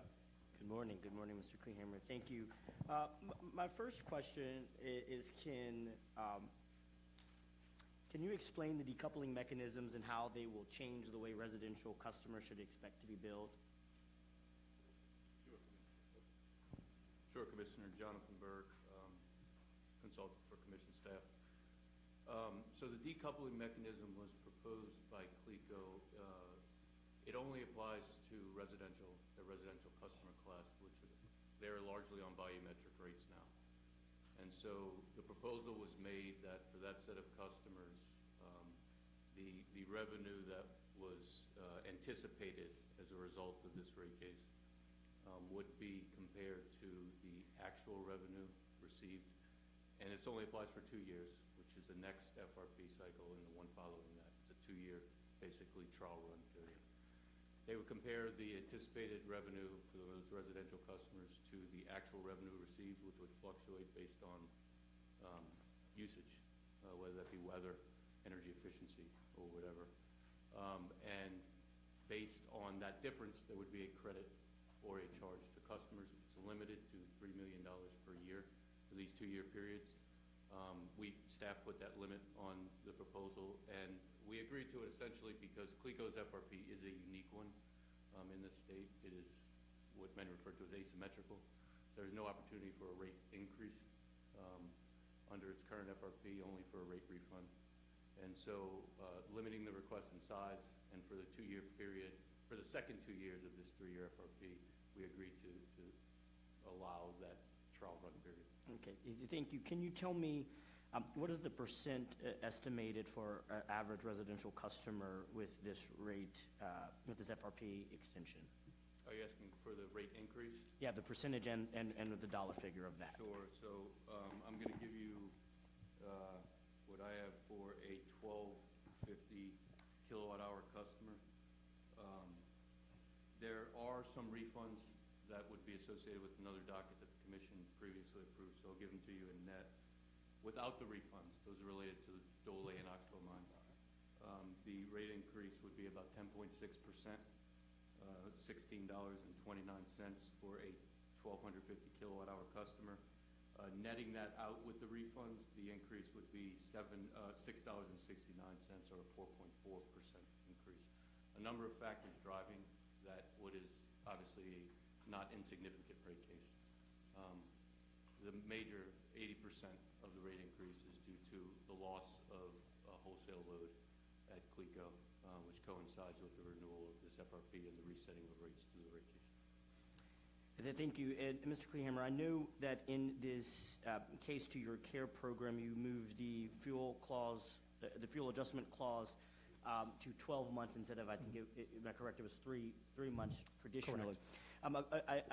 Will LAHEAP recipients be auto-enrolled in this program? Yes. To the extent you are enrolled in LAHEAP, you will be automatically enrolled in our program. And thank you, and I do appreciate that. But a further question is, if you are LAHEAP eligible, is there a process that CLECO undertakes that looks because not everyone knows LAHEAP, the Utility Assistance Program, and so I'm deeply worried about those who may not have that knowledge, especially in some of the rural areas. So I guess my question is probably towards billing and call centers. Is there a process that CLECO undertakes to ensure that if they recognize someone who may be LAHEAP eligible, to ensure that they can either become qualified in LAHEAP to then get the care program? Because you see where I'm, I you see where understand the word. the question, and I apologize. I do not know. I know that we advertise LAHEAP, but I do not know that we follow on any individual customer to see. Thank you.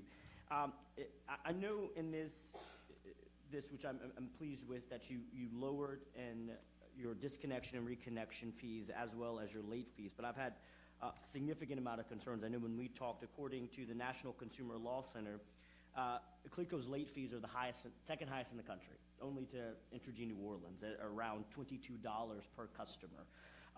Even with reducing this late penalty to 3%, do you think that's sufficient, and do you see more work, especially on this issue, for a lot of low-income customers that oftentimes are struggling to pay the original bill? So the late fee, in my eyes, oftentimes is just a poor tax. Because if I'm struggling and I'm trying to get LAHEAP eligible, and then a late fee is tacked on, that to me just seems like a revenue grab more than an affordability item to help ensure people can adequately afford and pay their utility bills.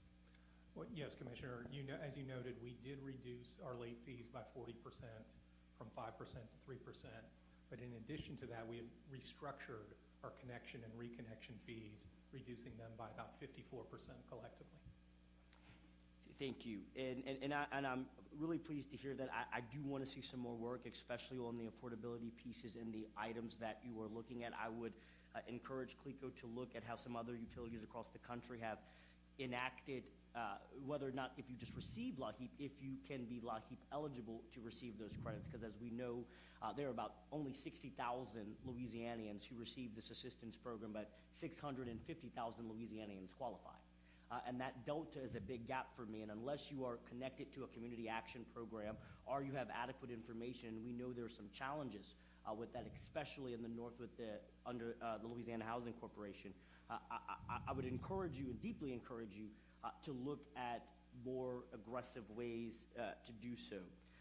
And then, can you explain to me, I know in this settlement, you talked about how you plan to discuss Rotomaker 2 and the coal burning operations prior to its 2028 retirement. Is it feasible? Can you commit and explain how you're going to look at Madison 3 and Rotomaker 2 and economic values before those times? Yes, we have several conditions that we've agreed to with respect to environmental and economic dispatch of our solid fuel units. First is with respect to Rotomaker 2, which we have an intent to cease burning coal prior to 2028. We are going to discuss that with our partners. We are about a 30% owner of Rotomaker. We will discuss that, and we will share those discussions and invite other folks to those discussions with our co-owners. As far as dispatch goes, as a general principle, we do economically dispatch our units into the market. There are exceptions, and we've noted those exceptions where we would be looking at reliability purposes, environmental emissions testing, dispatch maintenance, safety, and of course any signals where we see an opportunity that are economic value for our customers. In addition to that, we have committed to update our integrated resource plan with respect to Madison 3. That was a big discussion in our IRP earlier this spring, and as we look across the universe of opportunities to decarbonize in the state, we will be pushing forward with a accelerated IRP looking at those options. Thank you. Mr. Berg, can you explain how we got to the target ROE of 9.7? I know in the original filed testimony, staff's position was at 9.41, if I'm not mistaken. So I'm really curious. I know CLECO had requested a higher, but I'm trying to see how did staff evaluate going from 9.41 as an ROE to 9.7? Sure.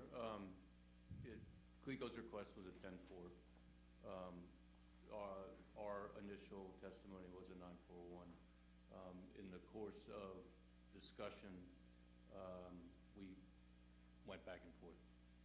9.7 is on the low end of comparable utilities throughout the region, and ultimately we land on 9.7 as a reasonable landing point between, obviously there was a position at 10.4 and there was a position at 9.41, and 9.7 is where we resolved the matter. Thank you. And the last question I have for you, when reviewing, there were comments, I want to say, by some of the interveners to do a more phase-in, using maybe about 5.3%, I think is that. And then in the testimony, we said we would handle that later. Can you clarify or explain? I was a little confused by what was the reasoning behind not looking at the phase-in opportunities for this rate impact? Because, I mean, even with the credit, that's a significant impact in some of the poorest areas of Louisiana, and that's part of my concern. Sure. The phase-in proposed it wasn't a free phase-in. It came with a cost. It was a delay, create a reg asset, recover it later. Okay. So you were just putting off the recovery. It wasn't just. Oh, yeah, no, I just wanted to see and what so the request was 155 with that delayed recovery down to 105. The ultimate resolution is at 103. And we thought with the refunds, with Dole and Oxbow at the same time, it makes sense to implement the rate rather than putting off a cost that is just going to gain carrying cost and cost. Gotcha. So you felt the combining of the credits that we had already approved with the rate impact for those 3 high peak summer months made more sense than the carrying. Okay, that makes sense to me. Thank you, Mr. Chairman. All right, I got a question for Mr. Cleamer. Sir. The grocery stores around Pineville and other Clico areas, did you have any phase-in on your grocery bill? No, I have not received. All right, thank you. That's all I phase-in. have. All right. Okay. Thank you for coming. So we voted. We have a motion on the floor by Commissioner Scarpetta and a second by Chair. Okay, so I guess any objection? Oh, Commissioner Lewis So one objects. objection, we'll need to have a roll call vote. So, Mr. Reed, how do you vote? Yes. Mr. Scametta, how do you vote? Yes. And Mr. Campbell, how do you vote? Mr. Lewis votes no. Chair votes yes, so it's passed 4-1. Next item? Exhibit number 11 is docket number U37155. It's SWEPCO's Formula Rate Plan Annual Report for test years 2022 and 2023. It's a discussion and possible vote pursuant to Rule 57 on SWEPCO's return of over collections. This is at the request of Commissioner Campbell and will need 2 votes. On April 2nd of 2024, SWEPCO filed its Formula Rate Plan Annual Reports for the test years 2022 and 2023 with notice being published in the official bulletin and no interventions. On June 3rd, 2024, SWEPCO filed testimony detailing a billing error in which SWEPCO overcollected rates in the amount of approximately $23 million. SWEPCO further detailed an alternative plan where SWEPCO would refund ratepayers a portion of the overcollected fees and retain the remaining fees for additional vegetation management. After discussion, SWEPCO has agreed to fully refund the $23 million overcollected due to the accounting error. This refund will be present on July, August, and September bills for SWEPCO customers. This return of the overcollected funds is separate from staff's examination of SWEPCO's RFP application, which is still ongoing. Staff recommends that the Commission, 1, take the matter up under the Commission's original and primary jurisdiction pursuant to Rule 57, and 2, accept the proposed plan for SWEPCO to fully refund ratepayers over the months of July, August, and September 2024. Move to bring the matter up under Rule 57. Motion to take it up under Rule 57 by Scarmetta, seconded by Commissioner Campbell. I want to make the motion on this. Okay, all right. So, Since I live up there. okay, so we're under roof out of 57 now? I would like to make a motion to accept that, but let me just say this. Yeah, thank you. This has nothing to do with the examination we're doing, right, Brandon? Correct. It's a separate. I'm gonna give SWEPCO credit. They found their mistake. They found it. And they want to give it back. Now, they didn't want to give it all back to the people. I want to give it back to the people. They had some other things they wanted to do with it. But I think it's a good thing to give it back. It's $60, $61 or $62, and we decided to give it out in July, August, and September because that's the hottest months. That makes sense. A lot of people can use the money. Some businesses up there like LSU Hospital in Shreveport, it's going to be a lot of money coming back because they use a lot of electricity. So it's pro rata, how much you use is how much you're gonna get paid. It's a very fair deal. So I hope that, y'all vote for this and send the money back to North Louisiana. We need it. We need it. God bless y'all. So Commissioner Campbell, make the motion on Exhibit 11 under 57, second by Commissioner Lewis. Okay, is there any opposition or discussion? Hearing none, Exhibit 11 under Commissioner Campbell is passed. That was it? Yeah. That was it. We're good? Yeah. Exhibit number 12 is docket number U37213. This is CLECO's request for a commission financing order authorizing CLECO Power to finance through a securitization financing transaction the retirement costs associated with the Dole Hills Power Station and the associated mines, as well as Energy Transition Reserve. It's a discussion and possible vote to expand the scope of United Professionals Company at the request of Chairman Francis. The commission recently approved the uncontested stipulated settlement entered into between staff and CLECO Power related to the company's decision, along with SWEPCO, to close the Dole Hills and Oxbow mines, as well as the Dole Hills Power Station. Order number U35753 provided certain amounts to be recovered through securitization, and CLECO Power filed the instant request on May 17th in accordance with that order.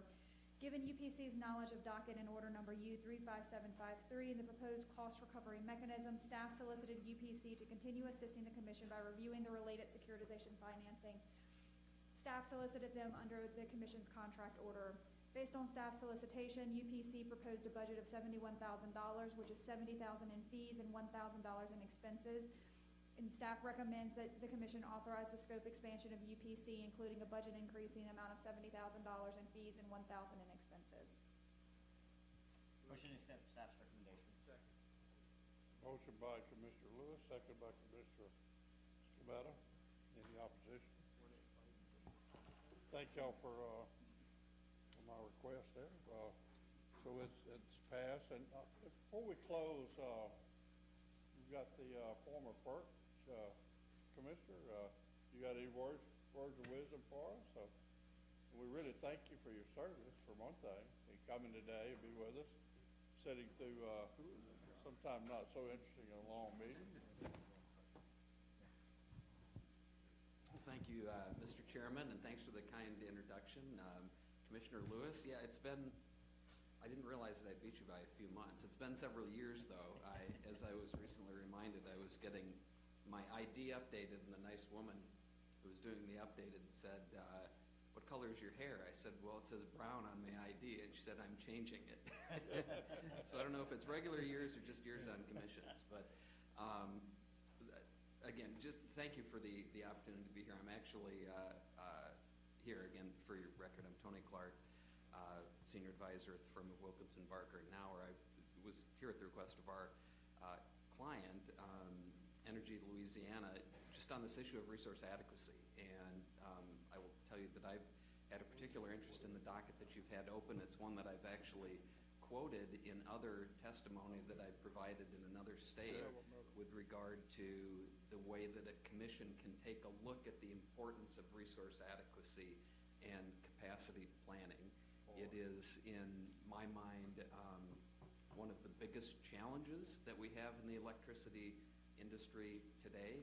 We have this confluence of rapid demand growth, number of relatively rapid dispatchable generation retirement,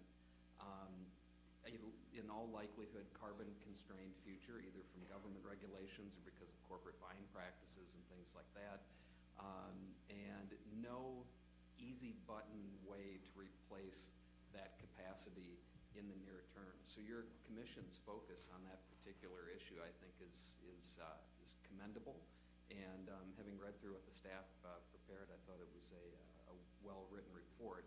It builds upon some of the work that's been done in other states. I think they quoted some proceedings in Indiana and in Michigan, and I agreed with leaning into those particular analyses. But the main issue that you've been struggling with, and that you've taken a leadership role, as Louisiana so often does in the energy field, is one that's commendable. It's this issue of resource adequacy, capacity. It's going to be a tremendous focus, because what you want to avoid, and I think what the commission is attempting to avoid, as I read it, is you don't want a situation where entities just go out and get the cheap marginal power that's often weather dependent, but without planning on ensuring that you have that dispatchable capacity to back it up. And you don't want the assumption that everyone just leans on quote unquote the market.